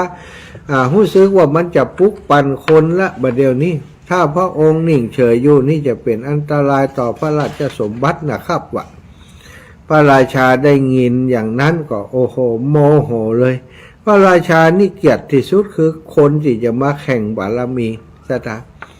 พอได้ยินว่าจะมีคนมาแข่งบารมีจะมาป่นชิงบ้านเมืองกอดเป็นเดือดเป็นร้อนสั่งทหารว่าเธอทั้งหลายไปบัดเดียวนี้พร้อมอาวุธยุทโธปกรณ์ไปเงียบมันมาฆ่าบัดเดียวนี้วะตัดไฟเสียแต่ต้นลมต้องบ่ฮื้อมันมีกำลังถ้ามันมีกำลังแล้วเขาจะสู้มันบ่ได้ทหารก็ปากันไปยับมัคคามานพและหมู่จุมทั้งหลายสถานมัคคามานพอยากหันทหารก็ถามว่าท่านมาโดยเหตุการณ์หยังทหารก็บอกว่าโอ้ท่านทั้งหลายกำลังก่อการไล่โลนี่พระราชาห้องมาจับมายับนี่จะเอาไปประหารถนนหนทางให้คนเตียวตางสัญจรไปมาได้เดินทางสะดวกพระราชาเข้าใจผิดครับว่าผิดถูกบ่หัวละไปก่อนบัดเดี๋ยวนี้เปิ่นสั่งมายับเขาก็ต้องยับว่ายับมัคคามานพก็พร้อมกับคณะสถาทั้งหมดก็โดนยับไประหว่างตียับไปนั้นมัคคามานพก็สอนคนทั้งหลายเหล่านั้นบอกเธอทั้งหลายอย่าไปโกรธพระราชาเนอะ เธอลังหลายจะไปโขดในบ้านที่ฟ้องร้องเฮาเนอะคนที่มีมิจฉาทิฐิคนที่หันพิษเป็นชอบก็มักจะคิดแบบนี้คนที่บ่มีน้ำใจหันคนมีน้ำใจก็ว่าคนมีน้ำใจนั้นเป็นคนบดีเป็นคนที่มุ่งหวังอย่างนั้นอย่างนี้แต่เฮาทั้งหลายบ่ได้คิดอย่างที่เขาคิดเฮาคิดจะทำเพื่อให้เกิดประโยชน์แก่ประชาชนคนทั้งหลายจริงๆบ่ได้คิดเพื่อจะเป็นใหญ่เป็นโตอย่างทั้งหลายเธอทั้งหลายก็เหมือนกันแม่นกอหมู่นั่นก็ว่าแม่นแล้วท่านมาฆ่ามานพเฮาบ่ได้คิดร้ายอย่างที่เขาว่า เพราะฉะนั้นเฮาทั้งหลายบ่ต้องกลัวเน้อถ้าเปิ้นจะลงโทษก็ปล่อยเปิ้นลงโทษไปขอให้ตั้งจิตอยู่ในเมตตาท่านทั้งหลายจะได้บุญยิ่งใหญ่มหาศาลคนทั้งหลายก็เชื่อฟังถ้อยคำของมัคคามานพบ่ได้สะทกสะท้านหยังสะทาเอาจอบเอาเสียมวางไว้แล้วก็ไปโดยหมู่ทหารที่มายับตัวไปนั้นทหารก็มัดแขนแป้มดกูคนบ่ให้ต่อสู้สะทากลัวเขาต่อสู้ไปถึงลานประหารก็สั่งพระราชาก็สั่งเลยเอาทหารทั้งหลายเอามันมัดติดลักหันว่าลักลานประหารบ่ชอบส่วนสักกรรมพระราชานี่ก็ได้พระราชานี่พญาปึกพระราชานี่เป็นมิจฉาทิฐิแต่เลยบ่สอบถามที่มาที่ไปสักอย่างฟังแต่คำร้องเรียนของผู้ใหญ่ผู้นำแล้วก็จะทำการประหารเขาสั่งทหารว่าพลธนูเตรียมพร้อมว่าศรัทธาญาติโยมพลธนูเตรียมพร้อมเมื่อพลธนูเตรียมพร้อมหมู่นั้นก็เตรียมตัวตายได้เอาธูปใส่มือเหียสูบใส่มือเหียแล้วก็มัดแขนมัดแขนตั้งหลังเนาะเอาธูปปักติเสียบนั่นเหียแล้วก็สั่งยิงเมื่อสั่งยิงทหารทั้งหลายก็ยิงสถาปรากฏว่าลูกธนูนั่นสถาแทนที่จะปุ่งไปหาหมู่32คนนั่นพร้อมกับมัคคามานพธนูนั้นแล่นไปได้น้อยเดี๋ยวตกแบะลงแหวยิงกี่ครั้งก็ตกแบะลงโอ้พระราชาก็ว่าหมู่สูหนีไปกูจะยิงว่ะลองยิงพอก็ตกแบะเหมือนกันก็สั่งบอกว่าท่านทั้งหลายเอาจ้างออกมาย่ำมันธนูเนี่ยอย่างมันได้มันเล่นอาคมนี่ไอ้โมนี่วะหาว่าเปิ้นแจกคาถาอาคมแต่หมู่นั้นนี่ใจเมตตามหานิยมศรัทธาใจแผ่เมตตาไปว่าโอ้ขอให้พระราชาที่ทำการประหารผู้ฆ่าโดยบ่มีความผิดขอให้พระราชาจงปลอดภัยด้วยเถิดขอให้สวัสดิภาพจงมีแก่พระราชาขออย่าให้มีเพลมีภัยกับพระราชาเฮาบ่ได้โกรธท่านที่ท่านทำอย่างนี้เพราะท่านหันพิษท่านบ่ได้สอบสวนบ่ได้โกรธบ่ได้เกลียดท่านแผ่เมตตาไปให้ศรัทธาพลังของการแผ่เมตตาทำให้ลูกธนูนั้นเบาแล่นไปหามัคคามานพและคณะตกลงแบะเอาไปเหี่ยสั่งจ้างไปย่ำจ้างก็ร้องอกร้องโอยบักกล้าเข้าไปหากลัวศรัทธาญาติโยมสุดท้ายเนี่ยอย่างใดจ้างมันหันคนมันกว่าก็กุเตือมันยังบอกกว่าสู่ทั้งหลายเอาเสือทับมันไว้เอาผ้าเอาอย่างทับมันไว้บ่ฮื้อจ้างมันหันเอาจ้างตัวใหม่มาว่าศรัทธาจ้างหมู่ใหม่มาก็แล่นไปถึงตอนนั้นก็ห้องโอกห้องโอยแหมบักกล้าเข้าไปชักตัวศรัทธาสุดท้ายศรัทธาพระราชาก็เกิดความแปลกใจก็สอบมันมีอย่างเกิดขึ้นนี่หรือว่าเรื่องราวต่างๆนี่มีความผิดปกติแต่ประการใดหรือไม่ท่านทั้งหลายเอานายหัวหน้ามันมานี่เหรอมาสอบสวนก่อนว่ามันเกิดอะไรอย่างขึ้นอย่างใดก็ได้แก้มัคคามานพเข้าไปมัคคามานพพอได้แก้ได้ลุดจากการจองจำแล้วก็ได้เข้าไปถวายบังคมพระราชาพระราชาก็สอบถามว่าเธอทั้งหลายเหล่านี้กำลังส่องสุมกำลังกะเธอทำถนนหนทางเพื่อจะขนอาวุธยุทโธปกรณ์มาสู้กับเฮากะมัคคามานพว่าโอ้ข้าแต่พระองค์ผู้เจริญความคิดอย่างอันแม้แต่น้อยบ่ได้มีแก่เก้ากับผมหมู่ผู้ฆ่าทั้งหลายเลยผู้ฆ่าทั้งหลายสำนึกในมหากรุณาธิคุณของพระองค์ที่ปกครองไผ่พระประชาชนอยู่ดีมีสุข ข้าพเจ้านี้อยู่บ้านแห่งนั้นได้เดินทางไปทำงานที่หมู่บ้านแห่งนั้นได้หันคนสัญจรเตียวไปผ่านทางเส้นนั้นอยู่เป็นประจำเกิดความลำบากในการเดินทางจึงได้ไปเที่ยวไปพัดปัดกวาดตีหนังตีพักเวลาเปิดเดินทางทำถนนหนทางให้สะดวกในการเดินทางเพื่อจะย่นระยะเวลาเดินทางให้กับพี่น้องเจ้าบ้านประชาชนคนหาเจ้ากินข้ามทั้งหลายบ่ได้กืดแม้แต่น้อยที่จะมาป่นชิงบัลลังก์กับพระองค์ผู้ข้าเป็นเจ้าบ้านธรรมดาจะทำอย่างอั้นได้อย่างใดพระเจ้าค่ะพระราชาเมื่อได้ฟังอย่างนั้นก็ตกใจว่าโอ้เฮาเกือบจะฆ่าคนผิดไปแล้วเอานายบ้านมาแล้วเอาผู้ใหญ่มาแล้วอ่ะผู้ใหญ่ก็สั่นโจ๊ะเข้าไปหาก็ถามว่าเนี่ยตัวเขามึงนี่มาฟ้องกูอ่ะมูนี้เขาจะซ่องสุมกำลังเนี่ยเขาบอกว่าเขาไม่ได้ซ่อมสุมกำลังมึงเอาอย่างมาว่ามึงหันเขาซ่อมสุมกำลังมีอาวุธกะมีไอ้อย่างกะเอาเจ้าบ้านมายืนยันล่ะโอ้บ่มีไผยืนยันมีคนยืนยันอยู่คนเดียวครับบ่ขี้เหล้าหลวงในหมู่บ้านว่ะ พระราชาลุกลิ้กหัวมวนโอ้ตายละคิงเป็นผู้ใหญ่บ้านแล้วคิงไปฟังขี้เหล้าหลวงบ่เฮ้ยเจริญไปตั้งนานติ๊กๆอ่ะคิงอ่ะเอาบ่ขี้เหล้าหลวงมาขี้เหล้าหลวงก็เล่าให้ฟังความจริงทุกอย่างหมดผมอิจฉาริษยามันเนาะบอกก่อนมันกินเหล้าใจผมต่อมาไปทำงานแต่ไอ้นบนี่มันตึ้มมาหาผมมันมากินเหล้าผมไปพอมันไปบกหนตังผมไปถามมันก็ว่ามันช่วยทำให้เจ้าบ้านมีความสุขขึ้นเดินทางสะดวกสบายขึ้นผมก็เลยอยากแกล้งมันว่ะผมเลยมาแจ้งผู้ใหญ่ใส่ความมันผู้ใหญ่ป้าผู้ใหญ่ไปพอผู้ใหญ่ก็ช่วยกันใส่ความมันแหมอันดีบ่สู่สองคนตายเสียเลยสุดท้ายสองคนก็โดนประหารชีวิตไปเลยซะท่าแล้วก็ลิบตำแหน่งของผู้ใหญ่บ้านตั้งแต่นี้ต่อไปครอบครัวสู่นี่เป็นข้าทาสของมคะมานพนี้คิงบัดต้องอยู่แล้วคนบดีนะพระราชาก็สั่งประหารเป็นที่เรียบร้อยแล้วก็ตั้งมคะมานพนี่เป็นปหลวงบ้านแตนซะท่ามคะมานพก็บ่ได้ยินดียินบานในตำแหน่งแห่งหนนั้นเพราะปกติแกทำหน้าที่เหมือนกับเป็นผู้ใหญ่บ้านอยู่แล้วน่ะก็เป็นปกติของแกเมื่อได้รับการปล่อยจากพระราชาแล้วแกก็ยิ่งไปทำคุณงามความดีเพิ่มขึ้นเมื่อทำถนนเสร็จสิ้นแล้วแกก็ไปทำศาลาที่พักสถานศาลาที่พักที่มคะมานพธรรมนั่นเป็นศาลาหลังใหญ่เป็นศาลาที่บรรจุคนไปพักได้เป็นหลายร้อยคนแล้วก็แยกเป็นส่วน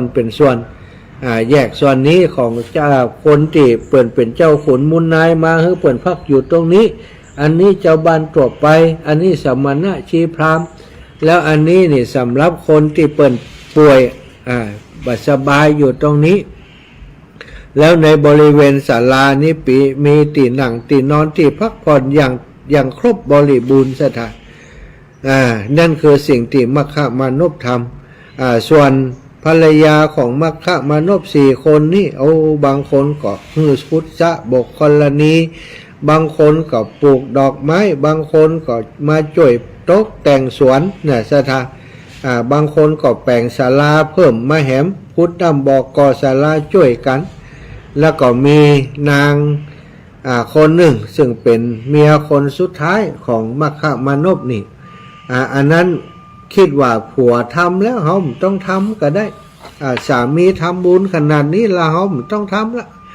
เฮานี่ก็แต่งหน้าให้งามไปวันๆกับปอยว่ะสถานนางสุชาดานางสุชาดาเกิดดีเกิดงามคนงามแต่งตัวไปวันๆสนใจไปไหมอย่างคนอื่นเปิ่นเอาบุญกันเพี้ยแกบอกเอาซะท่าอันนี้ก็เป็นตัวอย่างหนึ่งนะคิดว่าผัวทำก็ถึงเมียเมียทำก็ถึงผัวทำก็ถึงเมียคิดอย่างนั้นเลยทำบุญกับปิอ้ายมคะมานพตรงกันข้ามกับภรรยาทั้ง3 คนเบื้องต้นนั้นก็ทำตัวมคะมานพหมดพอตายไปสถามคะมานพนี่ตายไปไหนตายไปก็ไปสวรรค์ไปเป็นพระอินทร์อยู่บนสวรรค์พุทธสถานเท้ามัคควานหรือว่า พระอินทร์เนี่ยเท่าสหัสเนตรเนี่ยมิตราพันดวงอยู่ที่เป็นประธานอยู่สวรรค์ชั้นดาวดึงส์เมื่อพระพุทธเจ้าตรัสรู้ก็ได้ลงมาถามปัญหาอยู่อย่างนั้นมาดูแลพระพุทธเจ้าอุปถากอุปถัมภ์พระสงฆ์อยู่อย่างนั้นเป็นเทวดาก็ยังมาทำบุญอยู่นี่คือมัคคะมานพศรัทธาญาติโยมคนที่หุ่มทำบุญนะทำพุทธนำบอกก่อศาลาสร้างสาธารณประโยชน์มีจิตสาธารณะมักจะมีชีวิตที่มีความสุขได้รับถึงและมีเกียรตินะเป็นมนุษย์อยู่ก็มีเกียรตินะมีเกียรติอย่างมัคคะมานพก็มีเกียรติอยู่อย่างมีเกียรติสุดท้ายเป็นเจ้าบ้านธรรมดาก็ได้เป็น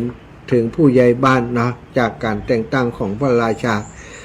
ท่านก็อดทนนะมัคคะมานพนี่ถ้าบอกอดทนนี่ศรัทธาญาติโยมถ้าบอกแผ่เมตตาเฮือกับพระราชาดีก็ธนูที่ยิงไปก็อาจจะปักอกตายไปแล้วก็ได้ท่านก็แผ่เมตตาบ่ถือโทษบ่ถือโทษโกรธคนที่เปิ้นบ่ฮู้นะอย่างเฮาทั้งหลายนี่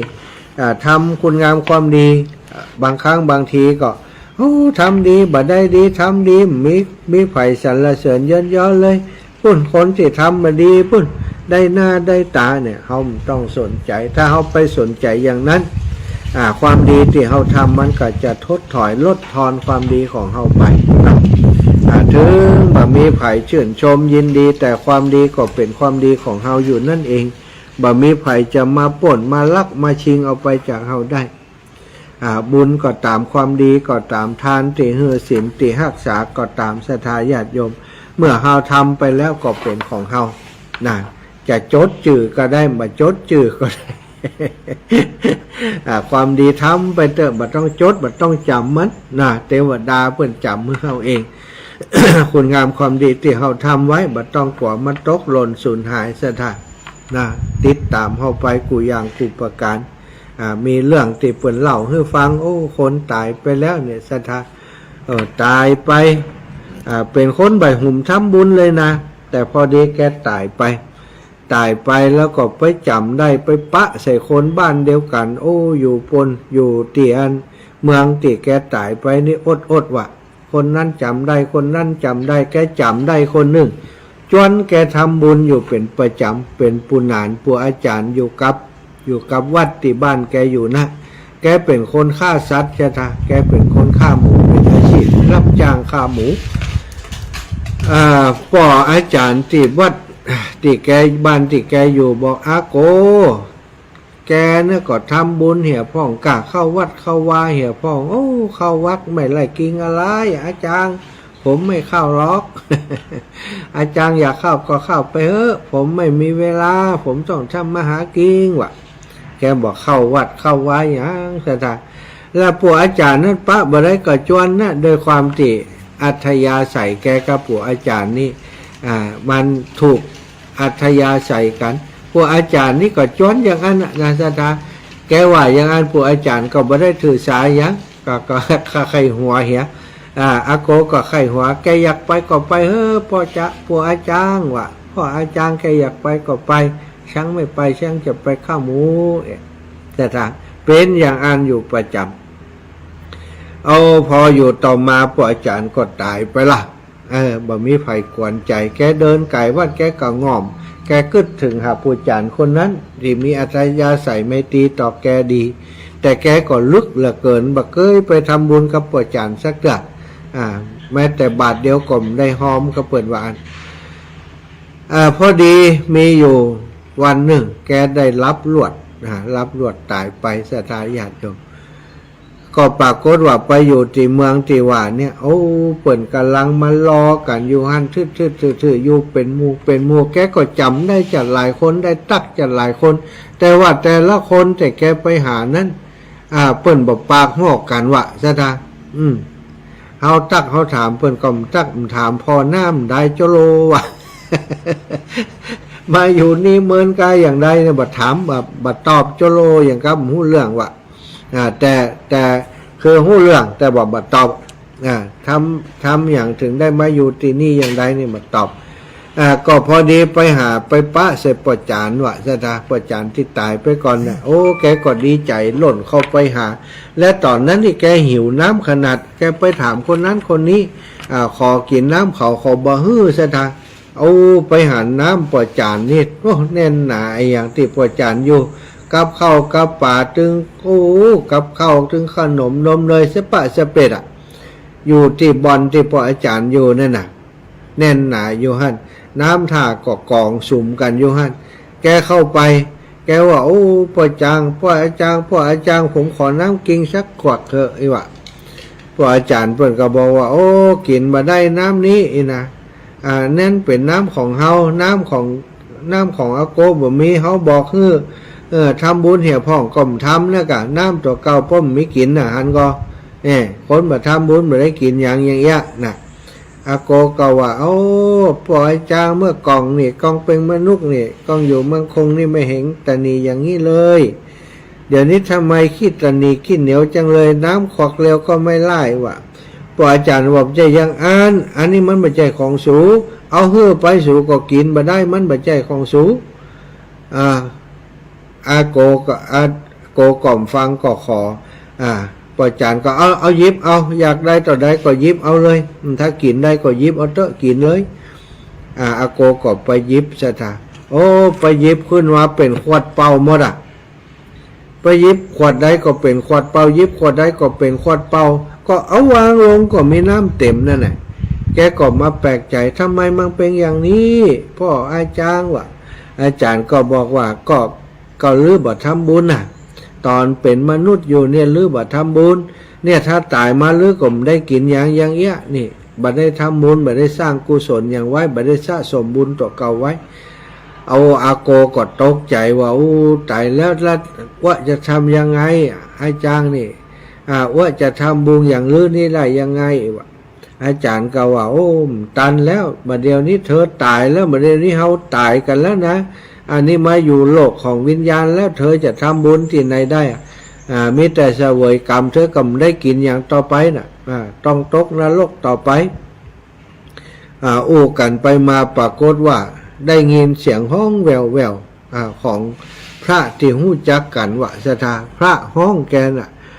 แกก็คาบไปน่ะแล้วก็พระก็ปรากฏตัวแกก็เดินโดยกลพระนั่นไปสุดท้ายก็สะดุ้งโอ้ลูกหลานครอบครัวให้กันเศร้าๆอยู่บนบ้านโอ้เศร้าสักกำเดียวก็แกฟื้นมาทุกคนก็ต่างแตกกันไปแล้วว่าแกสะสะดุ้งโอ้เป็นว่าแกตายมาได้ 3-4 ชั่วโมงแล้วว่าตายมาได้ 3-4 ชั่วโมงเปิ่นจะเอาจะเอาใส่ลงรอลูกรอเต้ามาพร้อมจะเอาใส่ลงใส่หีบเย็นแล้วสตาแกฟื้นขึ้นมาพอฟื้นขึ้นมาอาโกก็บอกว่าหิวน้ำว่าหิวน้ำเอาน้ำให้ว่าหน่อยถ้าได้น้ำกินแล้วก็ใส่อึกเลยสตาแล้วก็เล่าเรื่องต่างๆคือลูกหลานญาติมิตรทั้งหลายที่มาพ่อแกในคืนนั้นคือได้ฟังตั้งแต่ท่านมาบอกไปฆ่าหมูแหมเลยสถาทำบุญทำกุศลทำบุญทำทานนี่แกจะเป็นลักเลยว่าเนี่ยแล้วเฮาทั้งหลายเนี่ยขายตียังบัดทำกำเตือนี่โอ้จะรอตายแล้วไปปะสถานการณ์อย่างนั้นแล้วกลับมากะเนาะมันก็มตันนะกะนะถ้าตายไปแล้วเดี๋ยวนี้ตายไปแล้วขอรู้จะนำอันยาแล้วน่ะถ้าบาฉีดฟอร์มาลีนเปิ่นก็เอาใส่หีบเย็นแล้วทุกตายเย็นเสร็จอยู่ในหันน่ะเนาะมันจะไปตันฟื้นยังศรัทธาฉะนั้นนี่ต้องยามมีชีวิตอยู่หีบสร้างกองบุญกองกุศลให้กับตัวเก่าเนอะ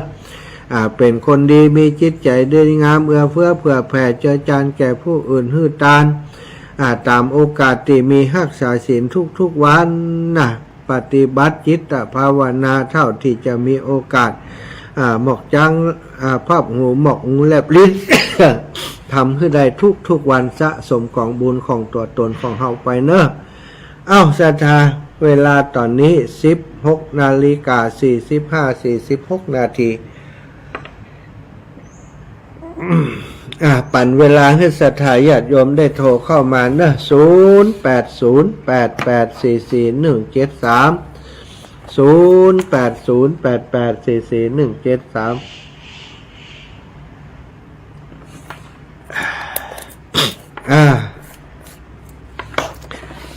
สถาโทรได้แล้วเนอะแต่กี้ที่หลายคนติดโทรมาบัดตันเนาะโทรมาในช่วงนี้เนอะจะเลินปอนโยมแม่เลนู เจ้ากลับไปสาเจ้าท่านมาหาเจ้า เจ้าโยมแม่ เนี่ยตะกี้แม่ให้ลูกสาวโอนสตางค์ไปให้ท่านมาหานะเจ้าทำบุญทำมาอย่างนี้ละ ร่วมโครงการเนาะแม่เนาะ เจ้ามุก4 โมงป่ายนี่นะเจ้า4:05 6 นาทีเนี่ยนะเจ้า เจ้าโยมแม่จะเอาไปรวมกันวันที่13ว่าแม่เดี๋ยวตานใดต่อใดจะบอกแม่แหมกำเนอะ เจ้ากลับไปสานะเจ้า ขอบคุณนี่แม่อีปอ เดินทางปลอดภัยนะเจ้า สาธุ เจ้า ขอบคุณเจ้าแม่ สาธุเจ้า เจริญพรพ่อบุญ10 ถึงวันเกิดผมก็เกิดห้อยบงมาผมนั่นเนอะ ฮะ วันนี้ปอแล้วกัน ห้อยบง ห้อยบงอุ้ยปอประเจ้าเปิ่นเหมาะแต่ว่า มี ทุ ต้ ก น คน ไม้ ก็เป็นแปะเราพ่อแฟมเนี่ยสมัยผมเป็นนุ่มๆนะ เพราะมีอันต้นไม้งามปอ นะกะ เปิ่นรักษาไว้เนาะ ตรงนี้3 หมู่บ้านที่แต่หมู่บ้านห้อยบงประกาศเอาสันเหมือนแก้วแต่ผมอยู่สันเหมือนแก้วปูดิจิปประกาศกันไม่ใช่ไก่กันนะแต่เข้าโรงเรียนบ้านห้อยบงนั่นเหรอ โรงเรียนก็ยังอยู่เนาะ โรงเรียนอยู่ติดถนนใหญ่นะกะผมเกิดนั่นแหละติดกันบ้านห้อยบงเป็นละออนนะ ญาติพี่น้องก็ยังอยู่นี่อยู่ก้าห้วยบงเนี่ยก้า อยู่บ้านห้อยบงนั่นนะกูอินทหารจะนักเหรอ อินตานั้นเนาะ อินทหาร เดี๋ยวจะถามปอเนตให้ผมบึดกัน พวกกับคนที่อยู่บ้านสันมึนแก้วนะพวก วันสันหมื่นแก้วเนาะ พ่อของผมนี่ชื่อพ่อรันอินทคำนะพวกเป็น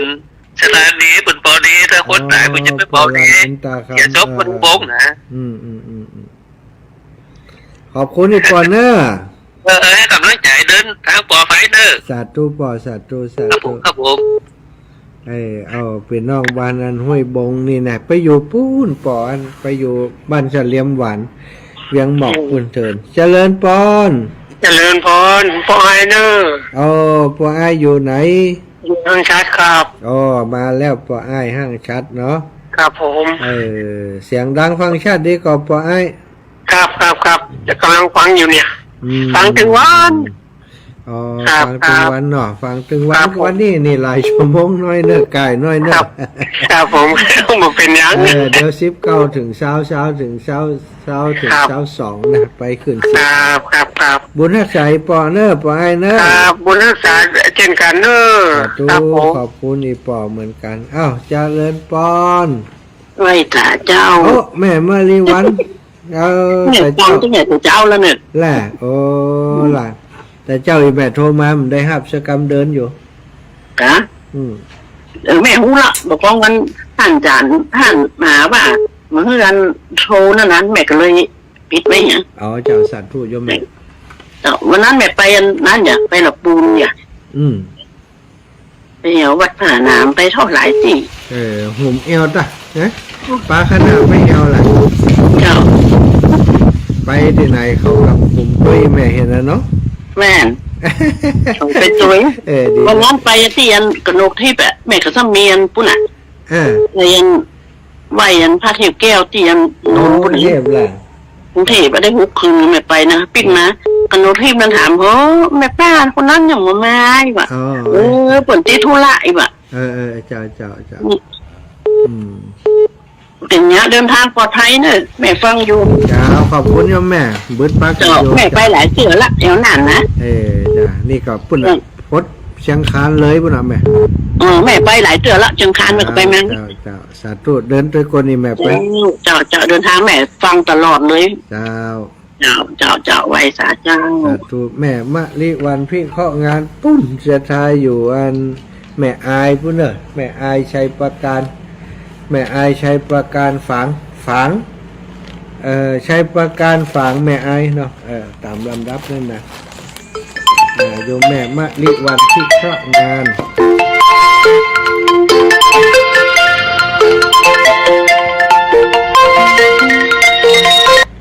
เจริญปอนแม่จันสมกา รีบก่อรีบโกยรีบขอรีบพายตลาดจะไว้สายบอลจะหนาวนั่นจ้ะ บันเอาเตียบันเอาเตีย เอ๊ะไหนจ้ะเพื่อกำลังใจเด้อนั่งค่ะ เจ้าโยมแม่ ฟังเด้อ จะตู้ขอบคุณนี่แม่หลายๆเนอะ เจ้าฟังผู้สูงอายุนะเจ้าพ่อค่ะ จ้าบุญหักษาอีแม่ นมัสการเจ้า จ้าแม่จันสมรีบกอบรีบโกยรีบถอรีบพายจะบัดจะวายสายบัวจะเน่าเจริญพร ถึงไหนจ้ะมาถึงไหนเนี่ย ถึงบ้านห้วยบง ได้ยินข่าวนี่ก็เลยแม่เลยโทรหาเนี่ย ข้าวเหมียงให้มั้ง จ้าวันน่ะ นะ ข้าวเหมียง ก็แม่ถามว่าท่านมาหาแม่เดินไปที่ไหนเดินในที่จังหวัดน่ะ อ๋อจังหวัดพะเยา เรื่องพะเยาจังหวัดพะเยาอยู่แหละ เจ้าโยมแม่ เจ้าแม่ก็ว่าคุณเดินที่ไหนจ้าแม่ก็ฟังไม่คืนนะแต่คืนนี้อาจารย์ได้สวดมนต์ก็ไม่ได้ยินสักคำเนี่ย อืม แม่ว่าจะโทรหาตา เจ้าเจ้า แต่วันนี้น้ำมูหลานไปพะเยานะไปเสียศพละไปได้บริกิจกรรมถ้าไปเนี่ยปะเยอะนะวัน ป้าอ่านเดินตากแดดอยู่อะ เจ้าแม่ก็แม่ถึงแม่ไม่ได้ไปไม่เลยหมดจ้ะวันนี้ก็ได้มาเปิดนี่ก็จับพอดีก็แม่เลยโทรทำท่านนั้นเพิ่นเดินไปถึงไหนจ้าอีกอ่ะ ขอบคุณอีแม่นะ เจ้า จ้าขอบคุณอีแม่พี่น้องบ้านเฮาทุกคนทุกท่านโดยแม่บ้านเย็นจันทวงศ์โทรมาแถมใหม่แม่บ้านเย็นตะกี้สายมันรุดไปเนอะสัจญาติโยมเวลาต่อหูแล้ว เวลาต่อหูแล้วโอ้16:54แห่ง2 นาที2-3 นาทีเนอะโทรมาได้เลย0808844173 0808844173เหลือเวลาอีกนิดหน่อยแม่บานเย็นจันทวงศ์เจริญพรแม่บานเย็น นมัสการไหว้ศาลเจ้าถึงไหนก็ท่านเดี๋ยวอาจารย์ ถึงงานบ้านห้วยบงแม่ปื้มพะเยา พะเยาแล้วก็จะรถไปแต่งไปนาน พะเยาก็ไปเมืองพาน อ๋อ ไปแอวเมืองพานสักวัน2 วันก็จะยันไปนาน เจ้าแม่ก็แล้วแม่ก็ไปแถวน่านนะเพื่อบอกเกลือจังหวัดน่านแป้ง เจ้า ได้มาบินบานเสียเบื้องเก้าง่ายๆเนาะ ไหนโหแน่ เดือนหน้าพอแล้วเนาะท่านเนาะ โหนะบอกมาได้ แม่พอยังว่าจะแกงพักละไปเลยอ่ะ แกงพักละใส่อันพักอย่างก็ใส่อย่างก็เฮ็ดฟางนะ เตะฟัง จุยักษ์นะไก่แม่แกง แม่พอยังแกงพักละเตะฟังไปเลยอ่ะ จุมันได้ เจ้า สาธุ โชคดีเดินทางความปลอดภัยนะท่านเนอะ สาธุบุญให้ นะโมตัสสะจามเจ้าตัสสะเจ้า เหลือเวลาอีกนิดหน่อย16:55มาอีก1 สายเจริญพร เจ้ากราบขอบกราบสวัสดีเจ้าลืมข้าไม่ตายอยู่นี่ มีพะเยาพี่แม่บ้านห้วยบงตำบลแม่ปืมหัวพะเยา ขอเดินทางด้วยความปลอดภัยเนอะ เจ้าอีแม่อยู่บ้านกับปลอดภัยดีๆเนอะ เจ้าท่านอาจารย์จะได้มาเมื่อใดหา ผู้น่ะกะยบจบมื้อนี้ผู้น่ะถ้าจะมีนะเมษาพฤษภาบ่อยแม่ครับอ่ะ โอ้ จะพฤษภา แต่หอมใจกับกระตางนะ นอนใจมันยัง